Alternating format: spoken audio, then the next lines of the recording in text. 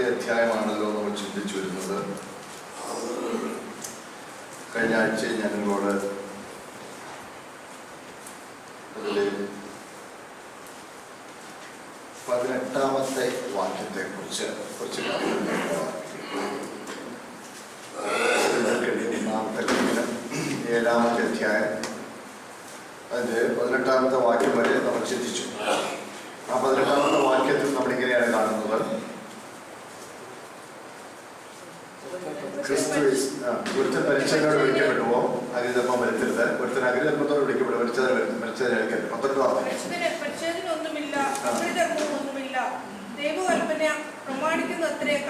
ദൈവകൽപ്പന പ്രമാണിക്കുന്നതത്രേ കാര്യം. എന്താ ഈ ദൈവകൽപ്പന പ്രമാണിക്കുക എന്ന് പറഞ്ഞാലെന്നുള്ളത് മറ്റു വാക്യങ്ങളുമായി ചേർത്ത് നമ്മൾ ബന്ധിപ്പിക്കുമ്പോൾ അതിനെക്കുറിച്ച് നമ്മൾ പല കാര്യങ്ങളും ഗ്രഹിക്കാൻ കഴിയുന്നത് നമ്മൾ ചിന്തിച്ചു. ഏതാണ്ട് ഇതേപോലെ ഒരു പാരലൽ പ്രയോഗമാണ് ഗലാത്യ ലേഖനത്തിൽ 5-ാം അധ്യായം 6-ാം വാക്യത്തിൽ നമ്മൾ കാണുന്നത്.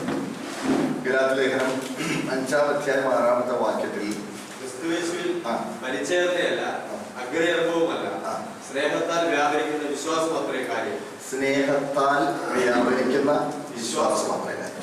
അപ്പം സാന്ദർഭികമായിട്ട് വിശ്വാസം എന്നാൽ എന്താണെന്നുള്ളത് നമ്മൾ ചുരുക്കമായിട്ട് ആ സമയം ചിന്തിച്ചു. വിശ്വാസം എന്ന് പൊതുവെ ഇപ്പോൾ ചിന്തിച്ചു വരുന്നത് positive thinking, power of positive thinking, ക്രിയാത്മകമായ ചിന്തയാണ് വിശ്വാസം എന്ന് പൊതുവെ ചിന്തിച്ചു വരുന്നത്. എന്നാൽ വിശുദ്ധ തിരുവെഴുത്ത് പറയുന്ന വിശ്വാസം അതല്ല. അതൊരു വസ്തുതയെ വിശ്വസിക്കലാണ്. മനഃശാസ്ത്രപരമായി ഒരു വസ്തുത അങ്ങനെയാണ് എന്ന് മനസ്സുകൊണ്ട് അങ്ങ് ഉറപ്പിക്കുന്നതിനാണ് പൊതുവെ ഇന്ന് വിശ്വാസം എന്ന് പറഞ്ഞു വരുന്നത്. നമ്മളിപ്പോൾ അറിയാതെ ചിലപ്പോൾ തന്നെ ആളുകൾ പറയാൻ ഇതൊക്കെ ഒരു വിശ്വാസമല്ലേ, അതെല്ലാം ഉറയ്ക്കണം എന്നുള്ളൊരു ചിന്തയാണ്. അങ്ങനല്ല. ബൈബിള് പറയുന്ന വിശ്വാസം വ്യക്തിയോടുള്ള ബന്ധമാണ്. ദൈവം എന്ന വ്യക്തിയോടുള്ള ഊഷ്മളവും ഹൃദ്യവും സജീവവുമായ ബന്ധമാണെന്നുള്ളത് നമ്മൾ കഴിഞ്ഞ ക്ലാസ്സിൽ ചിന്തിക്കുകയുണ്ടായി. സ്തോത്രം.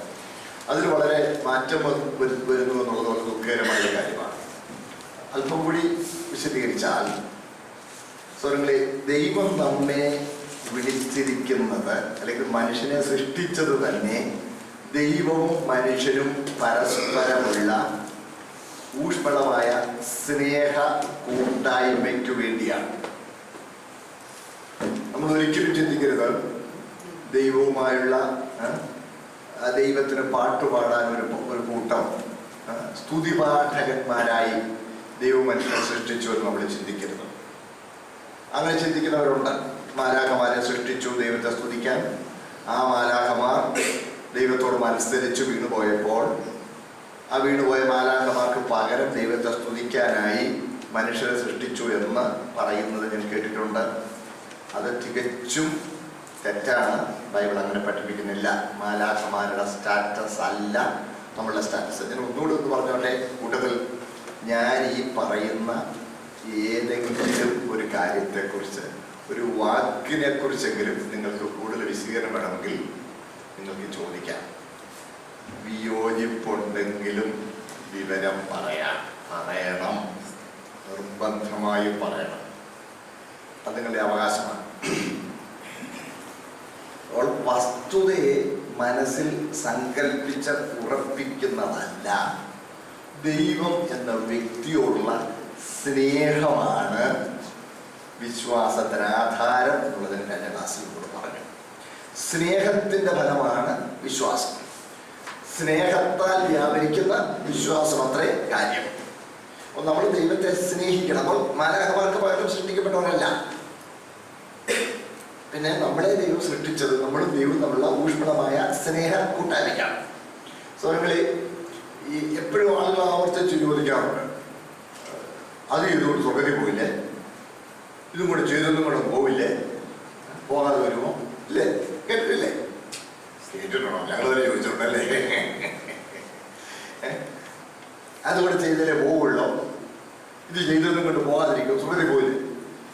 ആളുകൾ മിക്കവാറും ചോദിക്കുന്ന സ്വർഗ്ഗങ്ങളെ ഈ വിശുദ്ധ തിരുവെഴുത്തിൽ സ്വർഗരാജ്യ പ്രവേശനത്തിനുള്ള യോഗ്യതയായി അടിസ്ഥാനപരമായി പറഞ്ഞിരിക്കുന്നത് ദൈവത്തെ സ്നേഹിക്കുക എന്നുള്ളതാണ്. അതുകൊണ്ടാണ് 1 കൊരിന്ത്യർ 16:22 നമ്മൾ വായിക്കുന്നത്, കർത്താവിനെ സ്നേഹിക്കാത്തവൻ ഏവരും ശപിക്കപ്പെട്ടവൻ, നമ്മുടെ കർത്താവ് വരുന്നു. 1-ാം നൂറ്റാണ്ടിലെ ദൈവമക്കൾ വന്ദന സ്വരമായി പറഞ്ഞിരുന്ന വാക്യമാണ്. അവർ പരസ്പരം കാണുമ്പോൾ പറഞ്ഞത് ഇംഗ്ലീഷിലോടൊന്നുമല്ല പറഞ്ഞത്. അവർ പരസ്പരം കാണുമ്പോൾ പറഞ്ഞത് മാറാനാഥ, അടുത്തോടൻ പോയ അനാഥമ, മാറാനാഥ അനാഥമ. അനാഥമ എന്ന് പറഞ്ഞാൽ അവനെ സ്നേഹിക്കാത്തവൻ ശപിക്കപ്പെട്ടവൻ, മാറാനാഥ നമ്മുടെ കർത്താവ് വരുന്നു. അങ്ങനെ പറഞ്ഞത് കർത്താവിനെ സ്നേഹിക്കുന്നവരാണ്. ഇപ്പൊ ഈ സ്നേഹിക്കുക എന്നൊക്കെ പറയുമ്പോൾ എന്നെ സ്നേഹിക്കുന്നവൻ എൻ്റെ വചനം പ്രമാണിക്കും. എന്നെ സ്നേഹിക്കുന്നവൻ എൻ്റെ വചനം പ്രമാണിക്കും. ആ വചനം പ്രമാണിക്കൽ നിമിത്തം അവനോടുള്ള താതാത്മ്യവൽക്കരണം നമ്മളിൽ നടക്കും. നമ്മുടെ ദിവ്യ സ്വഭാവത്തോട് നാം ഏകീഭവിക്കും. ലോകത്തിൽ ഏറ്റവും വലിയ ശക്തി എന്ന് പറയുന്നത് സ്നേഹമാണ്. മറ്റെന്തിനേക്കാളും കൂടുതൽ ശക്തം സ്നേഹമാണ്. അപ്പോൾ ആ സ്നേഹത്തിൻ്റെ ഫലമായി ദൈവത്തോടുള്ള താതാത്മ്യവൽക്കരണമാണ് നമ്മളിൽ നടക്കേണ്ടത്. അപ്പോൾ നിത്യത്തിൽ നമ്മൾ ചെന്നാൽ, സ്വർഗത്തിൽ നമ്മൾ ചെന്നാലോ നമുക്കറിയാമല്ലോ, നമുക്ക് നിത്യജീവൻ ഉണ്ടെന്ന് നമ്മൾ ബൈബിളിൽ ദൈവം നമുക്ക് എന്തെങ്കിലും വാഗ്ദത്തമാണ്. എന്തോ ഈ നിത്യജീവൻ എന്ന് പറഞ്ഞാൽ മരണം വേർപാടാണ്, ജീവൻ കൂട്ടാണ്. ഇതൊക്കെ വളരെ ബേസിക് ആയിട്ടുള്ള കാര്യമാണ്. നമ്മൾ ഇടയ്ക്കാൻ മറന്നു പോകും. ജീവൻ എന്ന് പറയുന്ന കൂട്ടായ്മയാണ്. നിത്യജീവൻ എന്ന് പറഞ്ഞാൽ നിത്യമായ കൂട്ടായ്മയാണ്. ദൈവത്തോടുള്ള സജീവമായ ഊഷ്മളമായ സ്നേഹബന്ധമില്ലെങ്കിൽ നമ്മൾ സ്വർഗത്തിൽ പോയാലും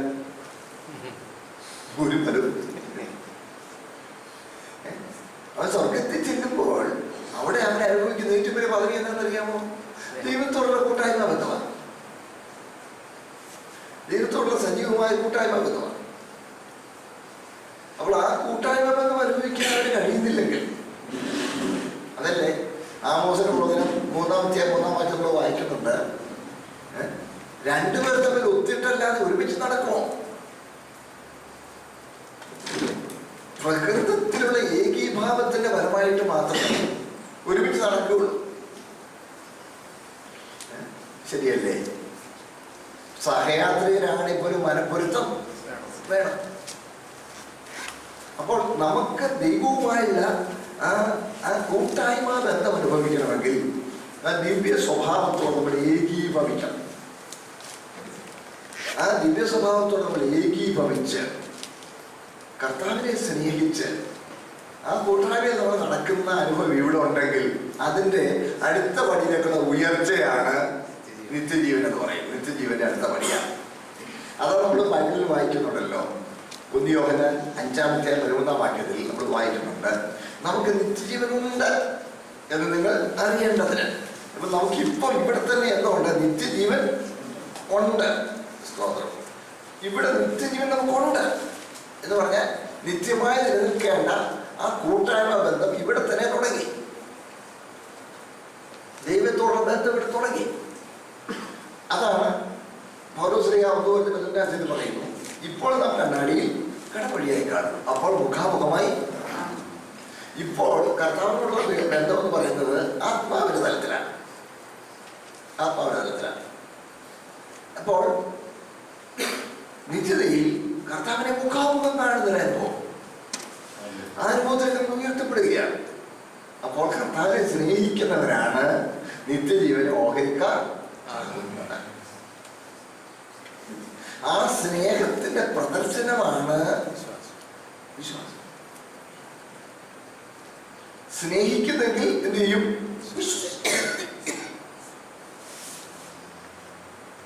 അപ്പൊ ഇതെല്ലാം ബന്ധപ്പെട്ട കാര്യമാണ്.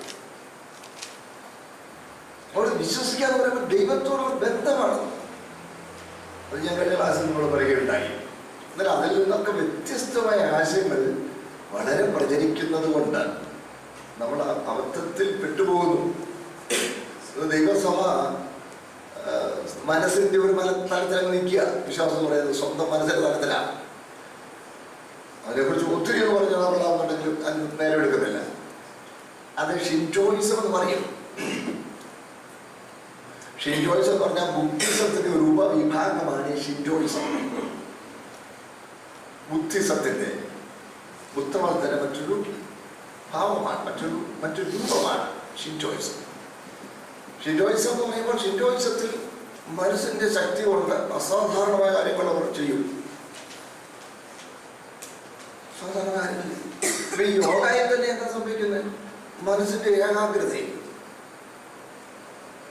മനസ്സിനെ ഏകാഗ്രപ്പെടുത്തും. ആ ഏകാഗ്രതയിൽ നിന്ന് അസാധാരണമായ കാര്യങ്ങൾ ചെയ്യാൻ കഴിയും. ചേർന്ന് പോകും. ഇതെല്ലാം വെക്കാൻ നമ്മുടെ വിശ്വാസമായിട്ട് അതെല്ലാം തീരും. അത് പറയാൻ ജെയിംസ് സാർ ചോദിച്ചോട് ഒന്നിട്ട് നോക്കണം. ഒത്തിരി ബന്ധമുള്ള കാര്യമല്ല. ഈ ഹിന്ദുയിസം എന്ന് പറയുന്നത് ടു സ്റ്റാർട്ട് വിത്ത് അതിന്റെ തുടക്കത്തിൽ അത് ആനിമിസമാണ്. ആനിമിസം എന്ന് പറഞ്ഞാൽ പ്രകൃതി ശക്തികളെ സേവിക്കുന്ന ഒരു മതമായിരുന്നു ആനിമിസമാണ്. അത് ഭയങ്കര ക്രൂഡായിട്ടുള്ള ഒരു ഫോമായിരുന്നു, ഒരു രൂപമാണ്. എന്നാൽ ബുദ്ധിസവുമായുള്ള ബന്ധമാണ് ഹിന്ദുയിസത്തിന് ഒരു ഫിലോസഫിക്കൽ ഫേസ് കൊടുത്തത്, ഒരു തത്വശാസ്ത്രപരമായ ഒരു മുഖമുണ്ടായത്. ബുദ്ധിസത്തിൽ നമുക്കറിയാമല്ലോ, ബുദ്ധൻ എന്ന് പറഞ്ഞാൽ ബോധം വന്നവൻ, ബുദ്ധിയുള്ളവൻ, ബുദ്ധി പ്രാപിച്ചവൻ. ശ്രീ ബുദ്ധൻ ബോധമുണ്ടായി എന്ന് പറഞ്ഞാൽ എൻലൈറ്റൻഡ്, ഇംഗ്ലീഷിൽ പറയുമ്പോൾ എൻലൈറ്റൻഡ് ആയി. അദ്ദേഹം ജീവിതത്തിന് അർത്ഥം തേടിയും ഒടുവിൽ ഈ ബുദ്ധിസത്തിൽ ആത്യന്തികമായിട്ട് പറഞ്ഞാൽ ദൈവമില്ല. ബുദ്ധിസത്തിലൊക്കെ ദൈവം ആരാ? അഹം ബ്രഹ്മസ്മി, ഞാനാണ്. നമ്മളിൽ ഓരോരുത്തരും ദൈവമൂല്യമുണ്ട്. അതാണ് ബുദ്ധിസത്തിന്റെ ആത്യന്തികമായിട്ടുള്ള ആശയം. അതാണ് അദ്വൈതം എന്ന് പറയുന്നത്. ഈ അദ്വൈതം രണ്ടല്ല, അദ്വൈതം എന്ന് പറഞ്ഞാൽ രണ്ടല്ല, ഒന്നാണ്. ഞാനും ദൈവവും ഒന്നാണ്. അദ്വൈത ചിന്തയാണ് ഹിന്ദുയിസത്തെ ഒരു ഫിലോസഫിക്കൽ തലത്തിലേക്ക് ഉയർത്തിയത്, തത്വശാസ്ത്രപരമായ ഒരു തലത്തിലേക്ക് ഉയർത്തിയത്. അതാണ് ഇന്നും തത്വമസി എല്ലായിടത്തും കേൾക്കുന്നില്ലേ? തത്വമസി എന്ന് പറയും. ഇവിടെ ശബരിമലയൊക്കെ തത്വമസി എന്നതിന്റെ അർത്ഥം എന്താണെന്ന് ചോദിച്ചാൽ, ഞാനാണ് നീ, നീയാണ് ഞാൻ. തത്വമസി, ഞാനാണ് നീ, നീയാണ് ഞാൻ. അപ്പം നമ്മളിൽ ഓരോരുത്തരിലും ദൈവം ഇരിക്കുന്നുണ്ട്. ദൈവത്തിന്റെ ദൈവവിശ്വാസം മനുഷ്യരിലേക്ക് വന്നുകൊണ്ടുണ്ടാക്കി ആ ആശയത്തിൽ നിന്നാണ്. അവിടെ സാറേ അവിടെ ഒരു വളരെ സൂക്ഷിക്കേണ്ട ഒരു ഭാഗമാണ് പറയാം. ദൈവം മൂക്കിലേക്ക് ജീവശ്വാസം ഊതി. ജീവശ്വാസം ഊതി എന്ന് പറയുമ്പോൾ നമ്മൾ വളരെ സൂക്ഷിക്കണം. നമ്മുടെ ആളുകളിൽ പോലും ചിലര് ഈ നല്ല അറിവൊക്കെ ഉള്ളവരെന്ന് നമ്മൾ വിചാരിക്കുന്നവർ പോലും ചില ആളുകൾ അതിന് പറയുന്നത് ദൈവം തൻ്റെ സത്തയുടെ ഒരംശം എടുത്ത്, ഒരു ഭാഗം എടുത്ത് മനുഷ്യനെ ഡിപ്പോസിറ്റ് ചെയ്തതാണ്. തൻ്റെ ശ്വാസം, തൻ്റെ സത്ത എന്ന് പറഞ്ഞാൽ എസൻസ്, ദൈവം തൻ്റെ എസൻസിൽ ഒരു കൊഞ്ചം എടുത്തിട്ട് മനുഷ്യൻ വെച്ചിട്ട് പോലും തൻ്റെ ജീവൻ എടുത്ത് മനുഷ്യനോട് വെച്ചത്. അങ്ങനല്ല. ആ ചിന്ത വരുമ്പോൾ സാധാരണ കാര്യം വരും. അപ്പൊ നമ്മളുടെ എന്തുകൊണ്ട് ദൈവം ഇരിക്കുന്നത് കൂടെ ഉണ്ടല്ലേ എല്ലാവരും? അങ്ങനല്ല. ആ ഊത്ത് എന്ന പ്രോസസ്സിനാൽ മനുഷ്യാത്മാവിനെ ദൈവം സൃഷ്ടിക്കുകയായിരുന്നു. ആ ഊത്തിലൂടെ, ആ ജീവശ്വാസത്തിന്റെ ഊത്തിലൂടെ മനുഷ്യാത്മാവിനെ ദൈവം സൃഷ്ടിക്കുകയായിരുന്നു. വായിച്ചോ, സക്രിയ പ്രവാചക പുസ്തകം 12-ാം അധ്യായം 1-ാം വാക്യം വായിച്ചേ. സക്രിയ 12:1.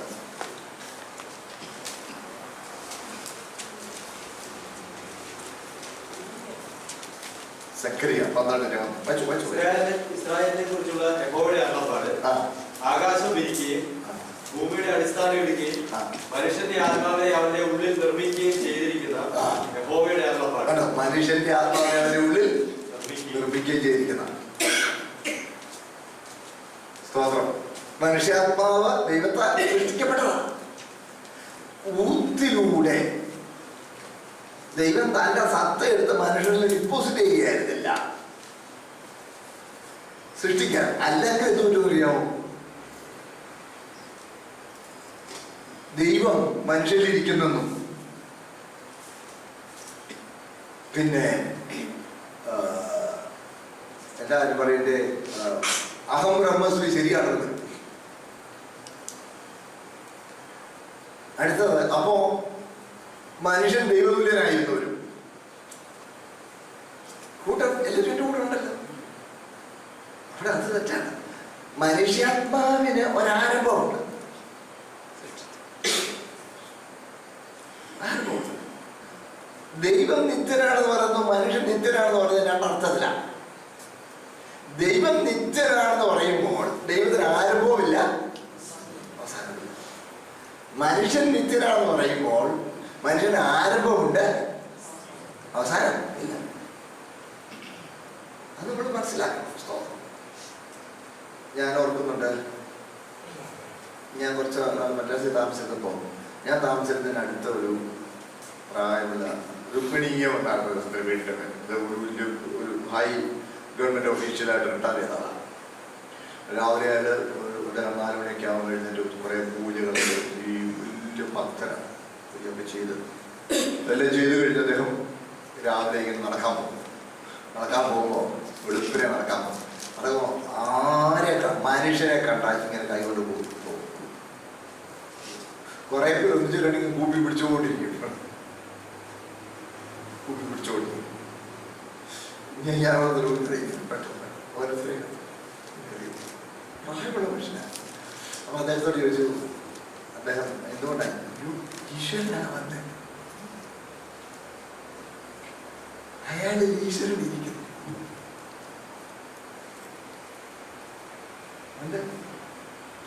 ഭഗവാനെ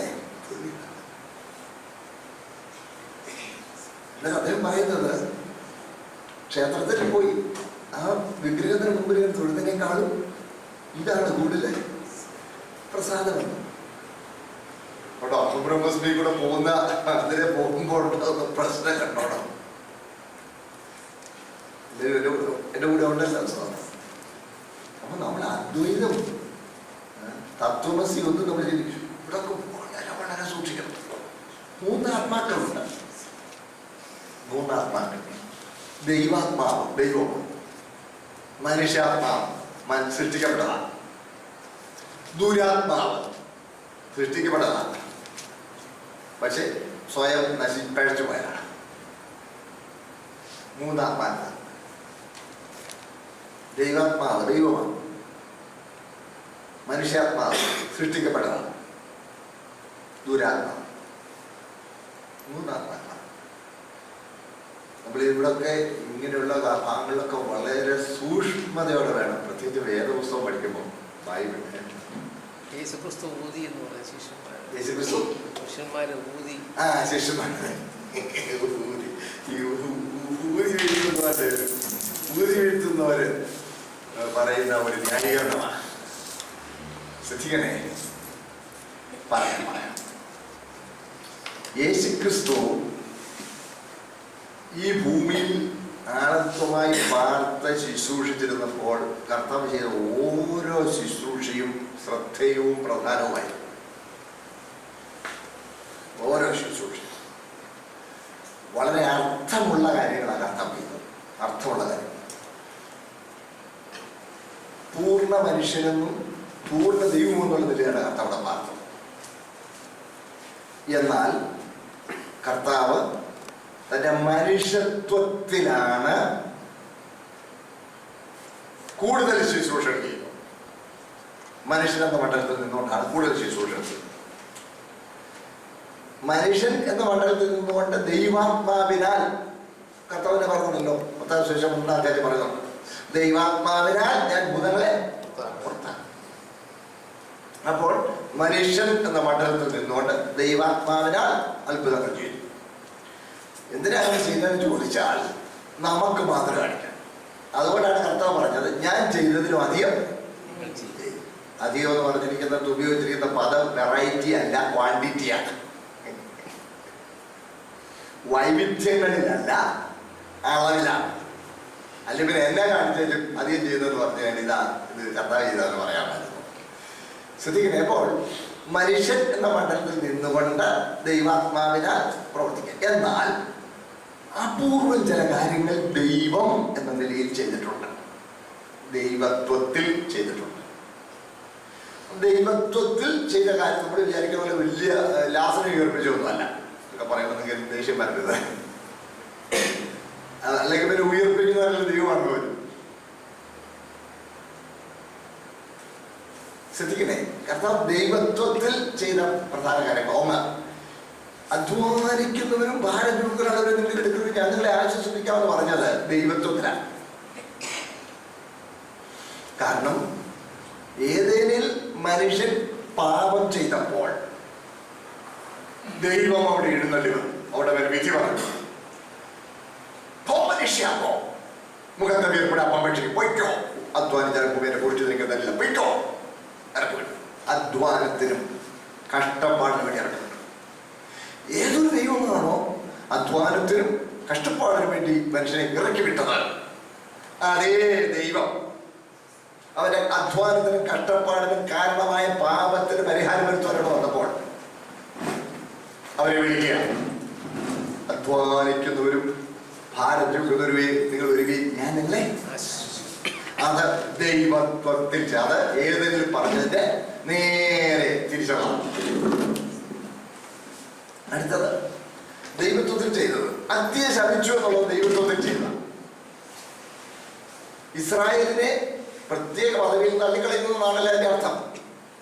ആ പ്രത്യേക പദവിയിലേക്ക് ഇസ്രായേലിനെ സ്വീകരിച്ചത് ദൈവമാണെങ്കിൽ തള്ളിക്കളയാൻ ആര് വേണം? ദൈവമായിരിക്കും. അത് ദൈവത്വത്തിൽ ചെയ്ത. അങ്ങനെ ദൈവത്വത്തിൽ ചെയ്ത ഓരോ കാര്യം പിന്നെ പാപം മോചിച്ചു കൊടുത്തു. മർക്കോസ് 2 നിന്റെ പാപം മോചിച്ചു.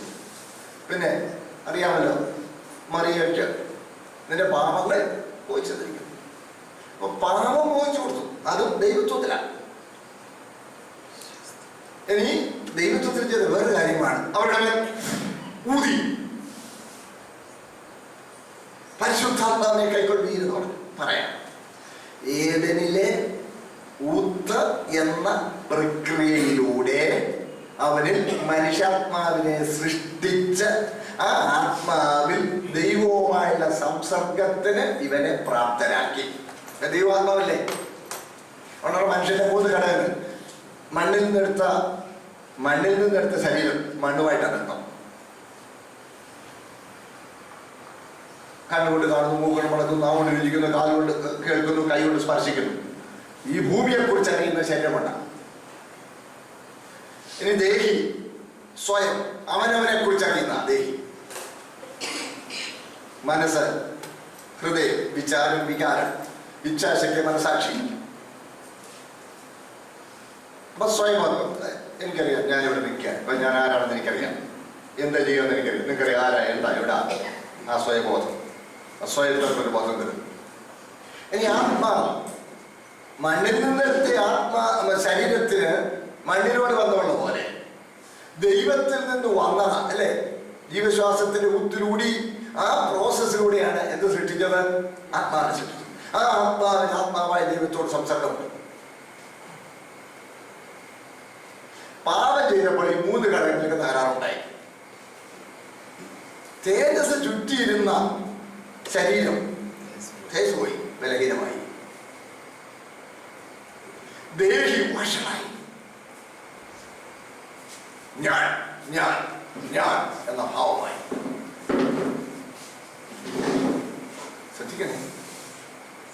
അതല്ലേ നമ്മൾ ചിന്തിക്കുന്നത്. എനിക്ക് വേണ്ടി ദൈവം പോലും പറയുന്നത്. ദൈവം പോലും എനിക്ക് വേണ്ടിയുള്ളതാണ് അല്ലേ. ആണ് ദേഹി വഷളായി. ആത്മാവിനെ തോന്നിയ പോയി, നിർജീവമായി. ആത്മചൈതന്യം പോയി, ആത്മചൈതന്യം നഷ്ടം, ദൈവത്തോടുള്ള ബന്ധം പോയി. അതാണ് മരിച്ചവർ തങ്ങളെ മരിച്ചവരെ അടക്കം ചെയ്യണം. ആത്മാവിൽ മരിച്ചവരാണ്. ആ ആത്മചൈതന്യം മനുഷ്യന് തിരികെ കൊടുക്കുക എന്നതാണ് കർത്താവ് അവന്റെ ഉദ്ദേശം, അല്ലേ?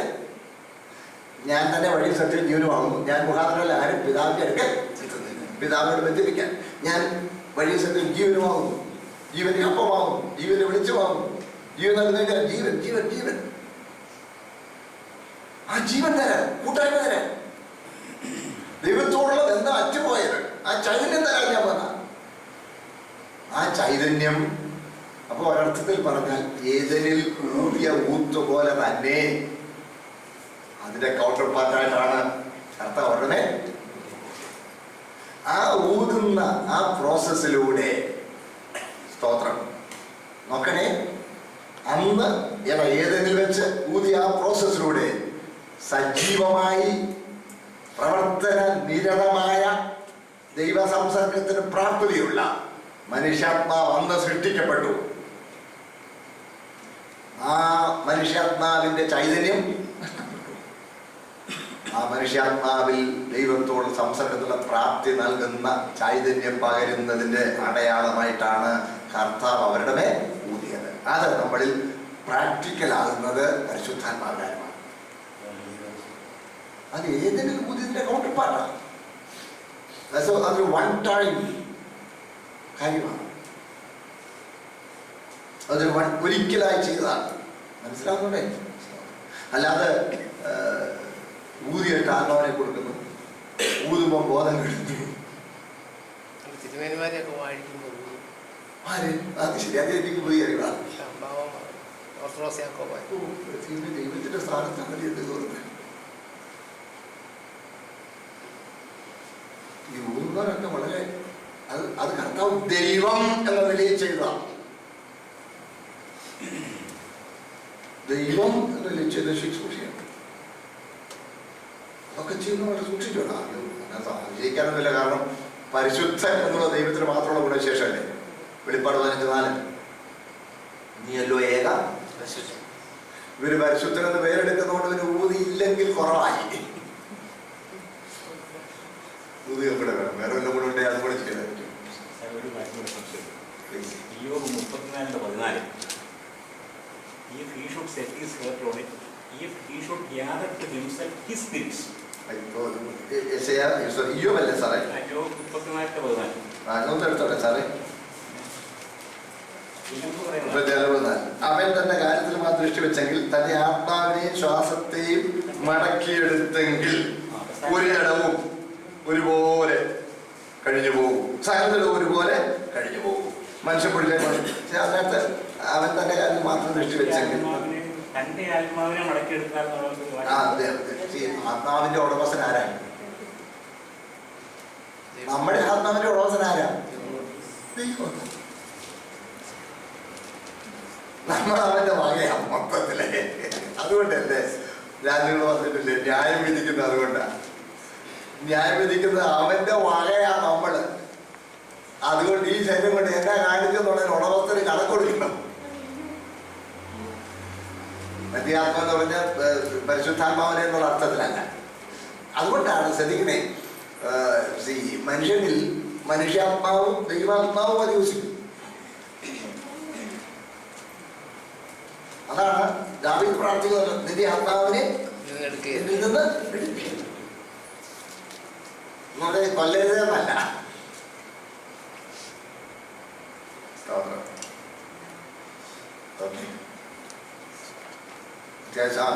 ഇനിയും കുറച്ച് കാര്യം കൂടെ പറഞ്ഞാൽ കൊള്ളാമെന്നുണ്ടെങ്കിലും അധികം പറയാൻ. ഇനി അതുപോലെ തന്നെ മറ്റൊരു പാരലൽ പാസേജും കൂടെ ഉണ്ട്. ഇതേപോലുള്ള മറ്റൊരു പാരലൽ പാസേജ് ഗലാത്യർ 6:15. ഇവിടെ നമ്മൾ വായിച്ചത് പരിച്ഛേദനയല്ല, അഗ്നികർമ്മവുമല്ല, ദൈവകൽപ്പന പ്രമാണിക്കുന്നത്രേ. നമ്മള് ഗലാത്യർ 5:6 കാണുന്നു. പരിച്ഛേദനയല്ല, അഗ്നികർമ്മവുമല്ല, സ്നേഹത്താൽ വ്യാപരിക്കുന്ന വിശ്വാസം അത്ര കാര്യം. ഇനി 6:15 വായിച്ച് ഗലാത്യർ പുതിയ സൃഷ്ടി അത്രേ. അപ്പോൾ ഇത് മൂന്നും ബന്ധപ്പെട്ട കാര്യങ്ങളാണ്. പരിച്ഛേദന അഗ്നികർമ്മവും കർമ്മങ്ങളല്ല. പുതിയ സൃഷ്ടിയായി. വിശ്വാസത്തിന്റെ സ്നേഹത്തിൽ ഉയരുന്ന വിശ്വാസത്താൽ അവന്റെ കൽപ്പന പ്രമാണിച്ച് അവനായി ജീവിക്കുന്നതാണ് പ്രധാനം. ഇത് മൂന്നും പാരലൽ പാസേജസ് ആണ്. പൗലോസ് തന്നെ പറയുന്നവയാണ്. ഇത് മൂന്നും പരസ്പരം ബന്ധമുള്ളവയാണ്. ഇത് മൂന്നിനും നിങ്ങൾ നല്ല ശ്രദ്ധ കൊടുക്കേണ്ടതുണ്ട്. ആട്ടെ, അത്രയും കാര്യങ്ങൾ പറഞ്ഞിട്ട് ആ ഭാഗം വിട്ട് ഞാൻ അടുത്ത ഭാഗത്തോട്ട് പോകാം. ഓക്കെ, വിശീർണം വേണമെങ്കിൽ നിങ്ങൾ ചോദിക്കണമെന്ന് പിന്നെയും പറയുന്നത് ഏറ്റവും അടിസ്ഥാനപരമായ കാര്യമായതുകൊണ്ടും തെറ്റായ വ്യാഖ്യാനങ്ങൾ നമ്മുടെ ചുറ്റുകളിൽ ഇഷ്ടംപോലെ ഉള്ളതുകൊണ്ടും നമുക്ക് അബദ്ധം വന്നു പോകരുതെന്നുള്ളത് കൊണ്ടാണ്. എൻ്റെ പൊന്നു സൗരങ്ങളെ, ഇവിടെ ഒരു പരീക്ഷ എഴുതി രണ്ടാമതുകൊണ്ട് എഴുതാം. ഒരു വീട് പണിതു, അതിനൊരു പാവപ്പെട വന്നാൽ വേറെണ്ണം പണിയാം. ഒരു വണ്ടി മേടിച്ചു, അതിനൊരു ചെറിയ തകരാറുണ്ടായാൽ വേറെണ്ണം മേടിക്കാം, ഇല്ലേ?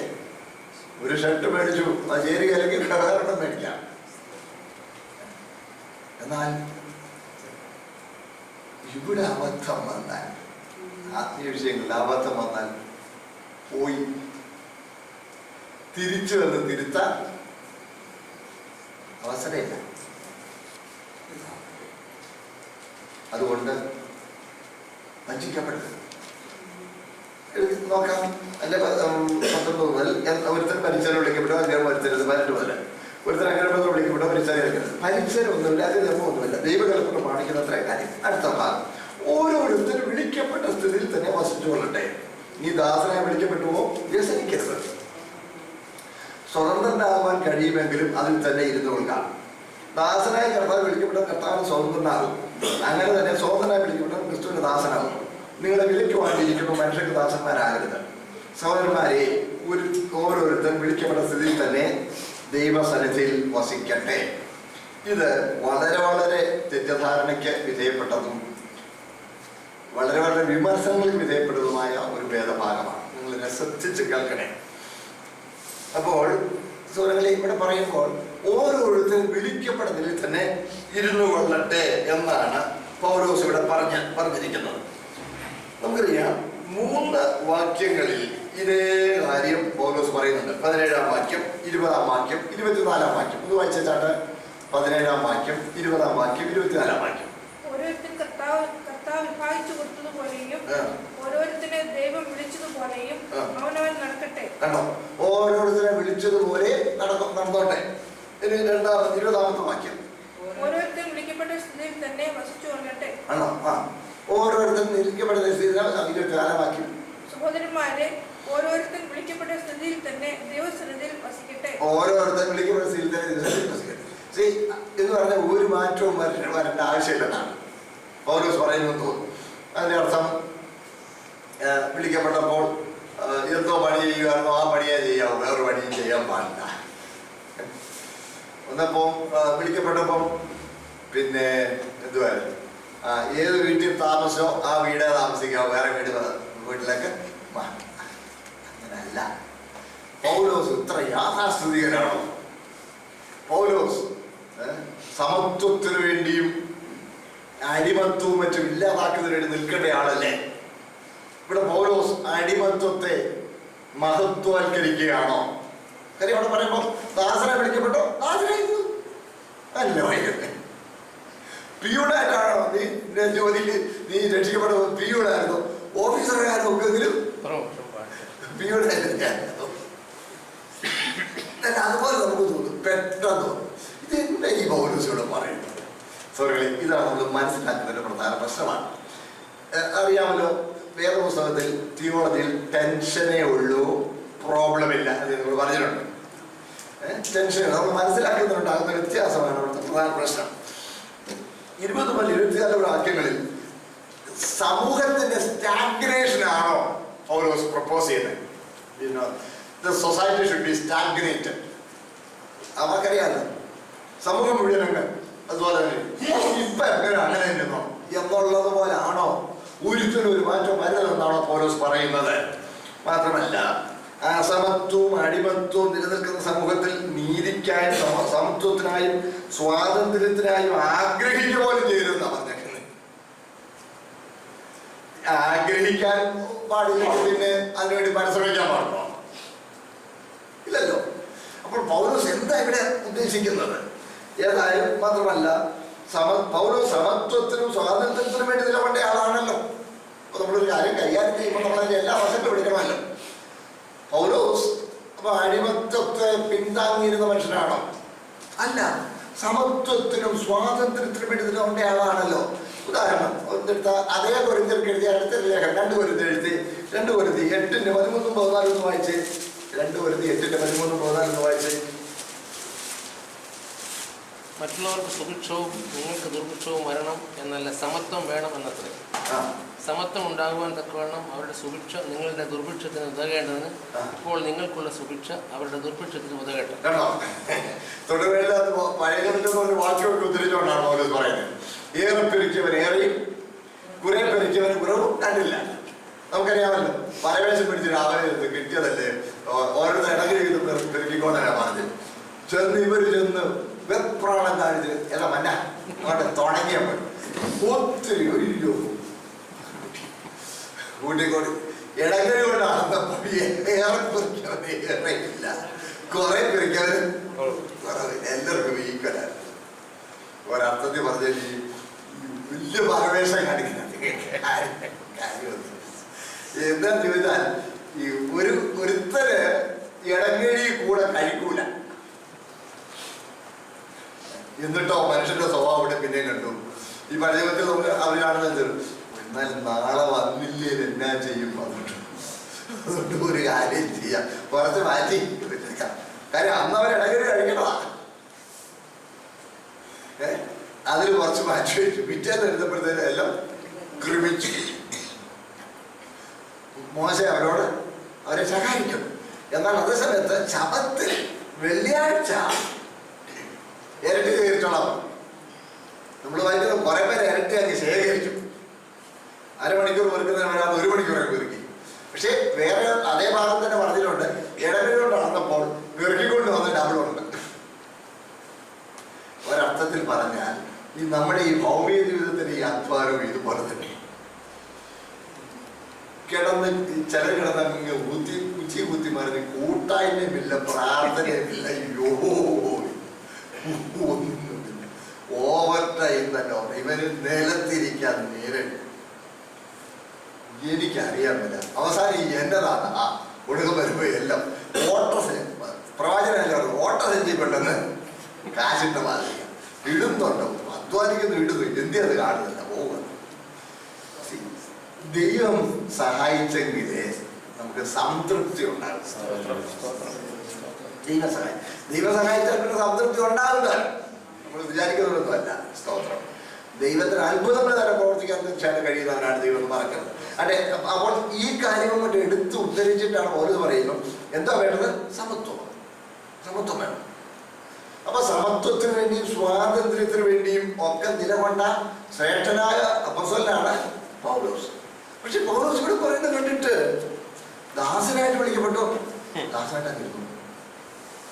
സോദനായിരുന്നു.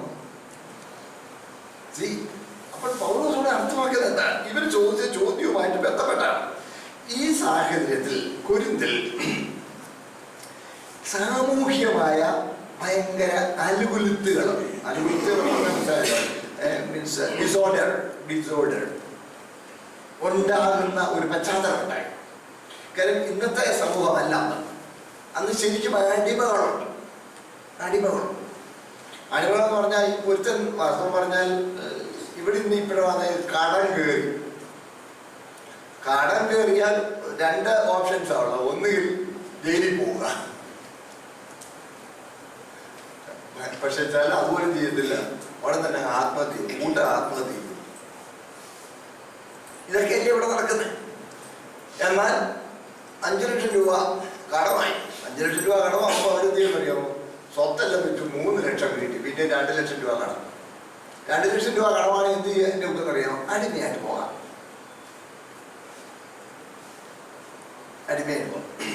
അടിമയായിട്ട് പോയി ജോലി ചെയ്യുക. ഒരർത്ഥത്തിൽ പറഞ്ഞ ഒരു നല്ല ക്രമീകരണമാണ് നമുക്ക് തോന്നുന്നു.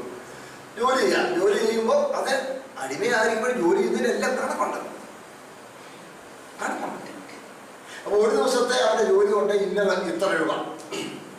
നമ്മുടെ ഇന്നത്തെ സ്ഥിതിയാണെങ്കിൽ പോയി ഒരാളിന് ഒരുത്തിന് 1 ലക്ഷം രൂപ കൊടുക്കാറുണ്ടെങ്കിൽ പോയി അവൻ്റെ പണി ചെയ്യാം. ദിവസം 500 രൂപ. എന്നിട്ട് കിടക്കാനും കൊടുക്കും, കഴിക്കാനും കൊടുക്കും. കിടക്കാനും കഴിക്കാനും പിന്നെ 500 രൂപ വീതം വസൂലാക്കുക. അപ്പോൾ ഒരു മാസം, ഒരാഴ്ച ഒരു മാസം വരുമ്പോൾ 30 ദിവസമുള്ള മാസമാണെങ്കിൽ 15,000 രൂപയായി. ഒരു വർഷം വരുമ്പോൾ എത്രയായി? അതിന് 1 വർഷത്തിന് മുമ്പേ തീർന്നു, കടം തീർന്നു, സോമനായി ഇറങ്ങി. ഇതിനിടയ്ക്ക് വേറൊരാൾ വന്ന് അയ്യോ പാവം അവൻ അവിടെ അടിമപ്പണി ചെയ്യുകയല്ലേ, അടിമയാണ് അല്ലേ, ശരി അതിന് എന്തോ കൊടുക്കാറുണ്ട്, ഇനി 25,000 അതാ കൊടുത്താൽ 25,000 കൊടുത്തി പോലെ സ്വതന്ത്രനാക്കി. അല്ലെ അവന് വേറെ അടിമ വേണമെന്നിരിക്കെ. ഇവിടെ എത്ര എണ്ണം നിനക്ക് വരുന്നത്? ഇവിടെ വരുന്നത് 500. ഞാൻ ഒരു കാര്യം ചെയ്യാം, 600 വെച്ച് തരാം, നീ എൻ്റെ കൂടെ പോരെ. അവനെന്ത് ചെയ്യും? 500 വെച്ച് അവനെ കടം തീർത്ത് ഇവനെ എൻ്റെ കൂടെ ഇങ്ങനെ കൂട്ടും. മനസ്സിലായില്ലേ? ആ 500 കൊടുത്ത 500 വെച്ചുള്ള കണക്ക് തീരുന്നവരെ ഇവൻ്റെ കൂടെ 600 കണക്കിന് പണിയാം. അപ്പം കുറച്ചുകൂടെ നേരത്തെ അവൻ സ്വതന്ത്രനാകാം. ഇത് പ്രാചീന ലോകത്തിലുണ്ടായിരുന്നു, ലെജിറ്റിമേറ്റ് ആണല്ലോ. പിന്നെ അടിമയുടെ മകനും ചിലപ്പോൾ അടിമയെ പോകേണ്ടി വരും. ഇനി പല തരത്തിലുള്ള അടിമകളുണ്ടായിരുന്നു, പലതരത്തിലുള്ള അടിമകളുണ്ടായിരുന്നു. നമുക്ക് ഈ പരിചയത്തിലെ പുസ്തകത്തിൽ പോലും നമ്മൾ വായിക്കുന്നുണ്ട്. അറിയാമല്ലോ, കർത്താവ് തന്നെ പറഞ്ഞ ഉദാഹരണത്തിലുണ്ടല്ലോ, വീട്ടുകാർ വകയില്ലാതെ വന്നപ്പോൾ അവനെയും അവനുള്ള സകലത്തെയും വിറ്റ് കടന്നു. അവനെ വിൽക്കണം, അവനുള്ള സകലം വിൽക്കണം. പ്രവാചകന്റെ ഭാര്യ വന്ന് പ്രവാചകൻ മീൻസ് എലിസയോട് പരാതി പറയുന്നുണ്ടല്ലോ, എൻ്റെ കുഞ്ഞുങ്ങളെ അടിമകളായി പിടിച്ചോണ്ടാൻ പറ്റും, അടിമയായി കൊണ്ടു. അപ്പോൾ അത് പ്രാചീന ലോകത്തിൽ നിലനിന്നൊരു കാര്യമാണ്, അടിമകളുണ്ടായിരുന്നു. അപ്പൊ ഈ അടിമകൾക്ക് പിന്നെ ഒരാളിന്റെ ഇപ്പൊ ഏറ്റവും താഴെ അടിമയാണെങ്കിൽ ഉടമസ്ഥന്റെ വകയാണ്, ഉടമസ്ഥന്റെ വകയാണ്. അവൻ ദിവസം 10 മണിക്കൂർ ജോലി ചെയ്യണം, 10 മണിക്കൂർ ജോലി ചെയ്യണം ഉടമസ്ഥൻ. 10 മണിക്കൂർ ഇവൻ ജോലി ചെയ്യുക. എന്നാൽ ഇവൻ എന്തെങ്കിലും സ്വതന്ത്രനാകാൻ താല്പര്യമുണ്ടെങ്കിൽ ഇവൻ എന്ത് ചെയ്യണമെന്നറിയാമോ? എക്സ്ട്രാ 2 മണിക്കൂറിന്റെ ജോലി ചെയ്യണം. എന്നും 2 മണിക്കൂർ ജോലി ചെയ്യുമ്പോൾ 2 മണിക്കൂർ ജോലി ചെയ്യുമ്പോൾ ഇവന് 100 രൂപ ആ 2 മണിക്കൂർ ജോലിക്ക്. ഇവിടുത്തെ 10 മണിക്കൂർ ജോലി ചെയ്താൽ ഒന്നുകിൽ അവിടെ തന്നെ ചെയ്യാം, വേറൊരിടത്ത് പോയി ചെയ്യാം, മറ്റിടത്ത് അടങ്ങിയല്ല. 2 മണിക്കൂറുടെ ജോലി ചെയ്ത് 100 രൂപ കിട്ടിയാൽ ഇവർ ഇത് എന്ത് ചെയ്യുന്നറിയാമോ? ഇതുകൊണ്ടെന്ന് ഒരു ക്ഷേത്രത്തിലെ പൂജാരിയെ ഏൽപ്പിക്കും. അങ്ങനെയാണ് ചെയ്തത് പ്രധാനമായിട്ടും. ക്ഷേത്രത്തിലെ പൂജാരി ഏൽപ്പിക്കുമ്പോൾ 100 ദിവസം ജോലി ചെയ്യുമ്പോൾ 10,000 രൂപയായി. അപ്പൊ ഇവന്റെ മോചനത്തിന് 10,000 രൂപയാണെങ്കിൽ എന്റെ മോചനം അതിനുള്ള വിലയായി കൊടുത്തു. ഒന്നി വേറെ ആരും കൊടുത്ത് മോചിപ്പിക്കണം, അല്ലെങ്കിൽ ഇവൻ തന്നെ ഇങ്ങനെ ചെയ്യാം.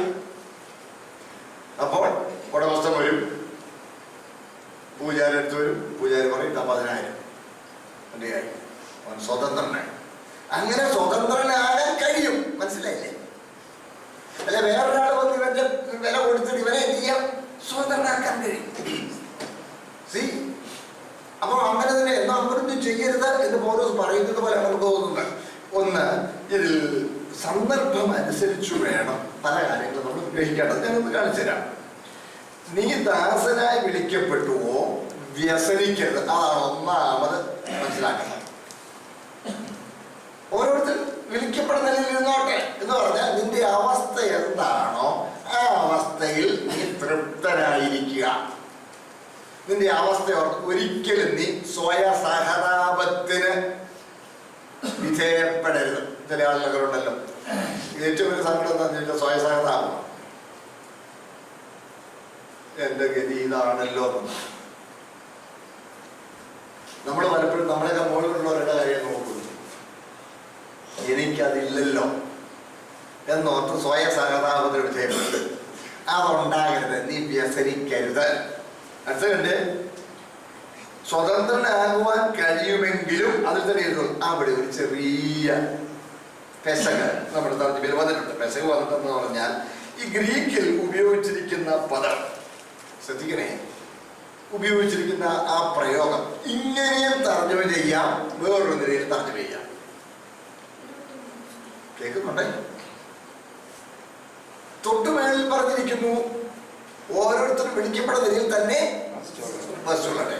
അങ്ങനെ വന്നപ്പോൾ ശ്രദ്ധിക്കണേ, ആ വസിച്ചുകൊള്ളട്ടെ എന്ന് പറഞ്ഞാൽ ദാസനായി തന്നെ അങ്ങ് ഇരുന്നോട്ടെ എന്ന അർത്ഥം വരത്തക്ക ചെറിയ മാറ്റം ചില കയ്യെഴുത്തുകളിൽ വന്നുകൂടി, ചില നല്ല ഭൂരിഭാഗം കയ്യെഴുത്തുകളിൽ വന്നുകൂടി. എന്നാൽ ഉപയോഗിച്ചിരിക്കുന്ന ക്രിയാപദം, 21-ാം വാക്യത്തിൽ ഉപയോഗിച്ചിരിക്കുന്ന ക്രിയാപദം ഒരു പുതിയ ആരംഭത്തെ കാണിക്കുന്നതാണ്, പഴയതിനെ തുടർച്ചയെ കാണിക്കുന്നതല്ല.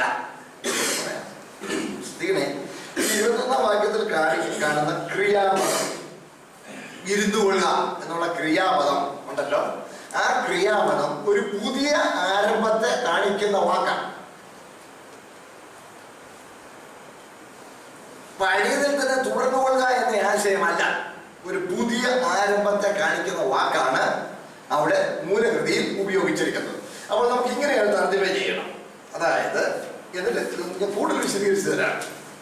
അവിടെ തർജ്ജമ ചെയ്യുമ്പോൾ അതിൽ തന്നെ ഇരുന്നു കൊള്ളുക എന്ന ഗ്രീക്ക് മൂലത്തിൽ ഈ അർത്ഥമല്ല പ്രധാനമായിട്ടും വരുന്നത്. വ്യസനിക്കരുത് എന്നാണ് പ്രധാന പ്രബോധനം. സ്വതന്ത്രനാകുവാൻ കഴിയുമെങ്കിൽ അത് ചെയ്തു കൊള്ളുക.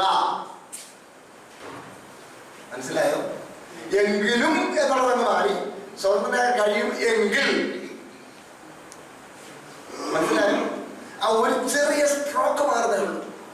ചില കയ്യെഴുത്ത് പ്രതികളിൽ ഭൂരിപക്ഷം കയ്യെഴുത്തുകളിൽ എങ്കിലും എന്ന് വരത്തക്കത് പറയാണ്. എന്നാൽ പല കയ്യെഴുത്ത് പ്രതികളിലും എങ്കിൽ എന്നേ ഉള്ളൂ. സ്വതന്ത്രനാകാൻ കഴിയുമെങ്കിൽ അതിൽ തന്നെ ഇരുന്നു കൊള്ളുക. അതിൽ തന്നെ ഇരുന്നു കൊള്ളുക എന്നുള്ള ഉപയോഗിച്ചിരിക്കുന്നത് ഒരു തുടക്കത്തെ കാണിക്കുന്ന. സ്വതന്ത്രനാകാൻ കഴിയുമെങ്കിൽ ആ തുടക്കം നിന്നിലുണ്ടാകട്ടെ. സ്വതന്ത്രനായിരിക്കും. സ്വതന്ത്രനാകാൻ കഴിയുമെങ്കിൽ എന്ത് ചെയ്തു? സ്വതന്ത്രനായിരിക്കും. പല തർജ്ജമകളും മറ്റു പല തർജ്ജമകളും ആ ആശയം വളരെ വ്യക്തമാണ്. ഉദാഹരണം ഞാൻ കാണിച്ചു തരാം. NIV എടുത്തോളൂ. ഇംഗ്ലീഷിലെ NIV തർജ്ജമ എടുത്താൽ 7-ാം അധ്യായത്തിന്റെ 21-ാമത്തെ വാക്യം. 20-ാം വാക്യം, where you a slave when you were called, don't let it trouble you. അത്രയും വരെ കറക്റ്റ് ആണ്. Although if you can gain your freedom, do so. Although എന്ന് പറയുന്ന അങ്ങനെയാണെങ്കിലും അതെന്തെങ്കിലും ഇതിനകത്തുണ്ട്. ഈ ഗ്രീക്ക് വളരെ ചെറിയ വ്യത്യാസം കൊണ്ട് തന്നെ അർത്ഥം വ്യത്യാസപ്പെടുന്ന നിലയിലുള്ള ഒരു ക്ലാസിക്കൽ ലാംഗ്വേജ് ആണ് കൊയിനെ ഗ്രീക്ക്. അപ്പോൾ സന്ദർഭം അനുസരിച്ച് വരുമ്പോൾ നിനക്ക് സ്വതന്ത്രനാകാൻ കഴിയുമെങ്കിൽ അതിലിരുന്നു എന്ന് പറഞ്ഞാൽ സ്വാതന്ത്ര്യത്തിലേക്ക് കടന്നുകൊള്ളുക. ആ ഇരുന്നു കൊള്ളുക എന്നുള്ളതിന് കടന്നുകൊള്ളുക എന്ന അർത്ഥം വരുന്ന പദമാണ് ഗ്രീക്കിൽ ഉപയോഗിച്ചിരിക്കുന്നത്. അതിൽ കടന്നുകൊള്ളുക പറഞ്ഞ സ്വതന്ത്രനാകാൻ ഒക്കെ നീ ചെയ്തു സ്വതന്ത്രനായിട്ടു. എന്നാൽ വിളിക്കപ്പെടുന്നതിൽ തന്നെ എന്ന് പറഞ്ഞാൽ നീ വ്യസനിക്കരുത്. ഇനി ഇങ്ങനെ മാത്രമല്ല, ശ്രദ്ധിച്ച് ഇത് പറയുന്ന സന്ദർഭം നമ്മൾ ഓർക്കണം. സമൂഹത്തിൽ വലിയ കൂട്ടം ആളുകൾ അടിമകളുണ്ട്. വലിയൊരു കൂട്ടം ആളുകൾ അടിമകളാണ്. ഈ ആളുകളാണ് പ്രധാനമായിട്ടും അവരുടെ സമ്പദ് ഘടനയുടെ നട്ടലായത്. ശരിക്കും അവരാ പണിയുണ്ട്. രക്ഷിക്കപ്പെട്ട് കഴിഞ്ഞപ്പോൾ ഈ അടിമകൾ വന്ന് രക്ഷിക്കപ്പെട്ട് കഴിഞ്ഞപ്പോൾ അവരെ ചിലര് സമൂഹത്തിൽ വന്നപ്പോൾ സഭ വരുമ്പോൾ അവരായ ഈക്വൽസ്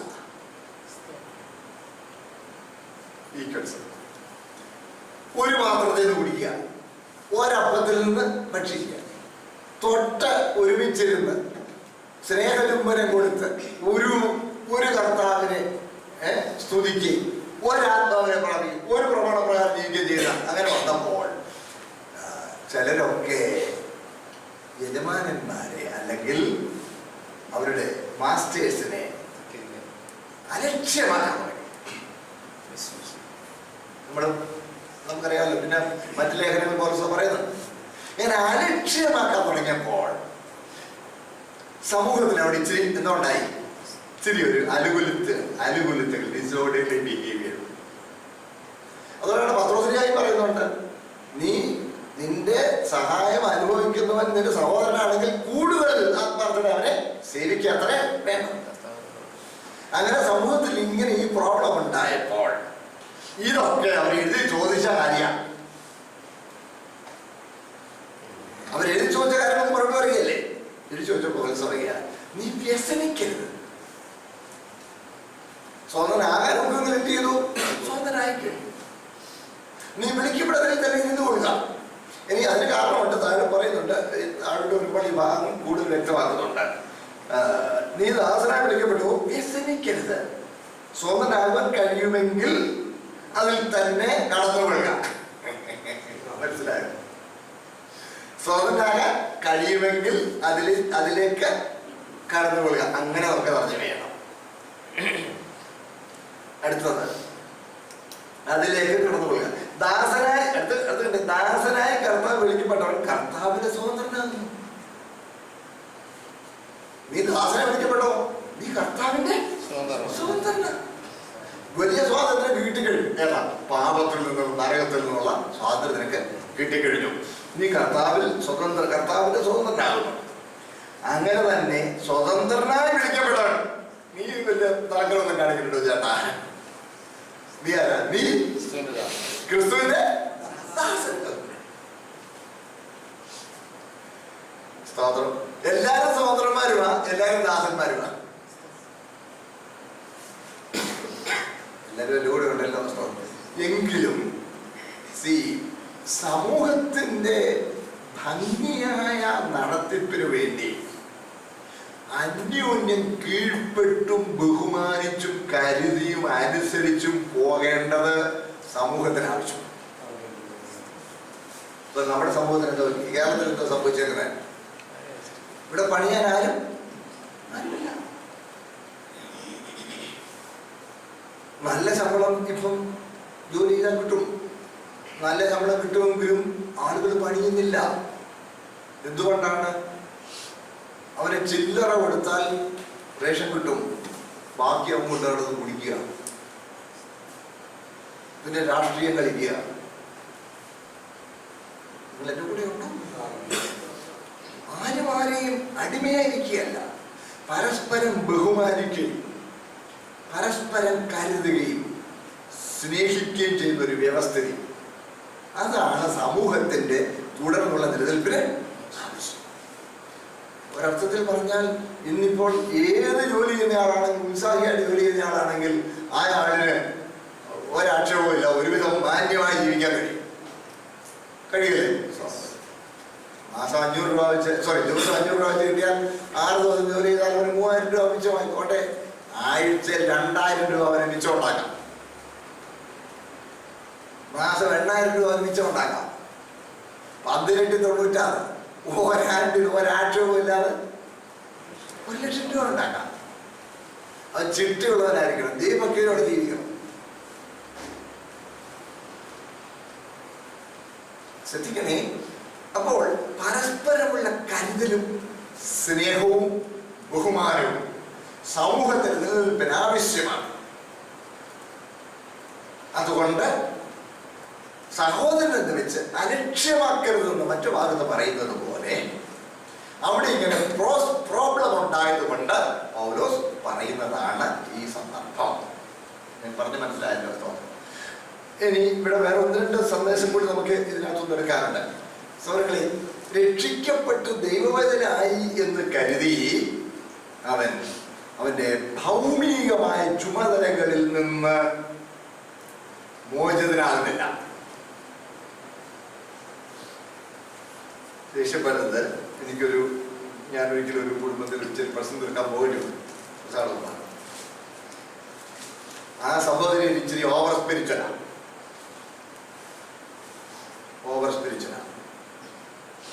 രാവിലെ എഴുന്നേറ്റ് എന്തെങ്കിലും ഒരു കാര്യമൊക്കെ ഒന്ന് ഒപ്പിച്ച് നിശ്ചയിച്ച് വേലയ്ക്ക് പോവാ.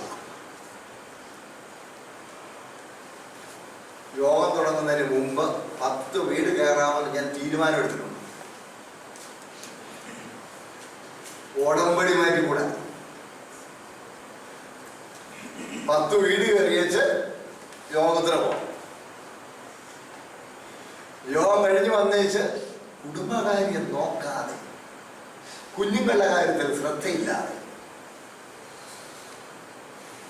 ഭർത്താക്കന്മാർക്ക് വിധേയപ്പെടാതെ കഴിയുന്ന ഒരു സാഹചര്യം. ഞാൻ ആ കുടുംബത്തിന്റെ പ്രശ്നത്തിൽ ഇടപെടാൻ നിർബന്ധിതനായിപ്പോയി. ആ സഹോദരിയെ ശരിക്കും സ്നേഹത്തോടെ ശകാരിക്കേണ്ടി വന്നു. നിങ്ങൾ എൻ്റെ കൂടെ തന്നെ ഉണ്ടോ? ആ ഒരു സാഹചര്യം ഉണ്ടാകരുത്. നമ്മൾ രക്ഷിക്കപ്പെട്ട് കഴിയുമ്പോൾ നമ്മൾ മെച്ചപ്പെട്ട ഒരു ജോലിക്കാരനാകുക, മെച്ചപ്പെട്ട ഭാര്യയും മെച്ചപ്പെട്ട ഭർത്താവുമാകുക, മെച്ചപ്പെട്ട മക്കളാകുക, മെച്ചപ്പെട്ട ഓഫീസറാകുക. രക്ഷിക്കപ്പെട്ടു എന്ന് കരുതി ഭൗമിക ചുമതലകൾ അവഗണിക്കാൻ പാടില്ല. ഭൗമിക ചുമതലകൾ കൂടുതൽ വിശ്വസ്തയോടെ ചെയ്യുകയാണ് വേണ്ടത്. അതാണ് ഇവിടുത്തെ ഒരു സന്ദേശം. അടുത്തൊരു സന്ദേശം പൗലോസ് തരുന്നത്, നമ്മൾ രക്ഷിക്കപ്പെടുന്നത് നമ്മുടെ സോഷ്യൽ സ്റ്റാറ്റസ് മെച്ചപ്പെടുത്താൻ വേണ്ടിയല്ല. ഇത് സഭാ ചരിത്രം പഠിച്ചാൽ അങ്ങനെയുള്ള സംഭവങ്ങൾ ഉണ്ടായിരുന്നു. അതായത് ഈ നമ്മുടെ തന്നെ സമൂഹത്തിൽ അസമത്വവും ഒരർത്ഥത്തിൽ പറഞ്ഞ അന്യായമായ മാറ്റി നിർത്തലും ഒക്കെ ഉണ്ടായിരുന്ന, തീണ്ടലും തൊടിയിലും മാറ്റി നിർത്തലും ഒക്കെ ഉണ്ടായിരുന്ന ഒരു കാലം. ആ കാലത്ത് മിഷണറിമാരിവിടെ വന്ന് പ്രവർത്തിച്ചപ്പോൾ ശരിക്കും വചനം ബോധ്യപ്പെട്ടിട്ടൊന്നുമല്ല, ഓരോ സമൂഹങ്ങളായി തന്നെ ക്രിസ്തീയ വിശ്വാസത്തിലേക്ക് വന്നു. പലരും സാമൂഹിക അസമത്വത്തിൽ നിന്ന് രക്ഷപ്പെടാൻ വേണ്ടി, മനസ്സിലാവുന്നുണ്ടോ? അങ്ങനെ ഓരോ ചുവടുകളെടുത്തു. അതൊരിക്കലും സ്വീകാര്യമല്ല. ഇപ്പോഴാണെങ്കിലും ഭൗമിക നേട്ടത്തിനുള്ള ഉപാധിയായിട്ട് ആത്മീയതയെ കാണാൻ പാടില്ല. ആ സന്ദേശങ്ങളുണ്ട്. സ്വതന്ത്രനാണോ, ദാസനാണോ, രക്ഷിക്കപ്പെട്ടു വന്നു കഴിഞ്ഞാൽ പിന്നെ ഞാൻ ആരായി? ഞാൻ സ്വതന്ത്രനായി, എൻ്റെ യജമാനൻ രക്ഷിക്കപ്പെട്ടവനാ, അവൻ്റെ ഇപ്പുറത്തിരുന്ന് അതേ പാത്രത്തിൽ നിന്ന് കുടിക്കുന്നവനാ ഞാൻ. മനസ്സിലാവുന്നുണ്ടോ? അലക്ഷ്യമാക്കുക അതൊരിക്കലും പാടില്ല എന്നാണ് പൗലോസ് ഇവിടെ തരുന്ന അടുത്തൊരു സന്ദേശം. സാമൂഹ്യ ജീവിതത്തെ ക്രിസ്തീയ വിശ്വാസം അലങ്കോലപ്പെടുത്തുന്നില്ല. സാമൂഹ്യ ജീവിതം ഒന്നും കൂടി ക്രമവും ചിട്ടയുള്ളതും പരസ്പരം കരുതുകയും ബഹുമാനിക്കുകയും അനുസരിക്കുകയും ചെയ്യുന്ന ഒരു നിലയിലേക്ക് ക്രിസ്തീയ വിശ്വാസം അവരെ ഉയർത്തുന്നു എന്നാണ് ഞാൻ അർത്ഥം. എല്ലാവരും എൻ്റെ കൂടെ ഉണ്ടെന്ന് ഞാൻ വിശ്വസിക്കട്ടെ. ഞാൻ ഓർത്തത് ഒരിക്കൽ കുറേ വർഷങ്ങൾക്ക് മുമ്പാണ് മധ്യപ്രദേശിൽ ഈ പുതിയ സംസ്ഥാനം ഉണ്ടാകുന്നതിന് മുമ്പാണ്, 80s ഏർലി 90s, MP-യിൽ പാഥർ എന്നൊരു സ്ഥലമുണ്ട്. പാഥർ എന്ന സ്ഥലത്ത് ഡോക്ടർ വിക്ടർ ചൗധരി എന്ന് പറയുന്ന ഒരാളാണ്. അദ്ദേഹം ഇവിടെ ലുധിയാനയിലെ ക്രിസ്ത്യൻ മെഡിക്കൽ കോളേജിൻ്റെ ഡയറക്ടറായിരുന്നു. അദ്ദേഹം ഒന്നിലധികം FRCS ഒക്കെ ഉള്ള വലിയൊരു മനുഷ്യനാണ് ഡോക്ടർ വിക്ടർ ചൗധരി. അദ്ദേഹത്തിൻ്റെ സ്വന്തം സ്ഥലമാണ് പാഥർ. ഈ പാഥറിൽ പാഥർ ഹോസ്പിറ്റൽ എന്ന പേരിൽ തന്നെ വലിയൊരു ഹോസ്പിറ്റലും ഒക്കെ അദ്ദേഹത്തിന്റെ നാട്ടിലുള്ള ആളുകൾക്ക് വേണ്ടി തന്നെ തുടങ്ങിയിട്ടുണ്ട്. ഒരു കർത്താവിനെ വളരെ സ്നേഹിക്കുന്ന ഒരു ദൈവദാസനാണ് അദ്ദേഹം. സുവിശേഷ ബോധങ്ങൾക്ക് വളരെ പ്രാധാന്യം കൊടുത്ത് കുറച്ച് പ്രായമൊക്കെ ആയപ്പോഴത്തേക്കും അദ്ദേഹം വളരെ സുവിശേഷ ബോധങ്ങൾക്ക് വളരെ പ്രാധാന്യം, ഓപ്പറേഷൻ കാപ്പയുടെ ഒക്കെ ആരംഭ സമയങ്ങളിൽ അദ്ദേഹം ഒത്തിരി ഹെൽപ്പ് ആ പ്രവർത്തനങ്ങൾ ചെയ്തിട്ടുണ്ട്. അദ്ദേഹം ഞങ്ങളെ ക്ഷണിച്ചനുസരിച്ച് ഞങ്ങൾ ഒരിക്കൽ ഈ പാഥറിൽ പോയി ചില ദിവസങ്ങൾ അവിടെ യോഗങ്ങൾ നടത്താനായിട്ട്. അവിടെ ചെന്നപ്പോൾ ഇവരവിടുത്തെ പഴയ പൂജന്മിമാരാണ്.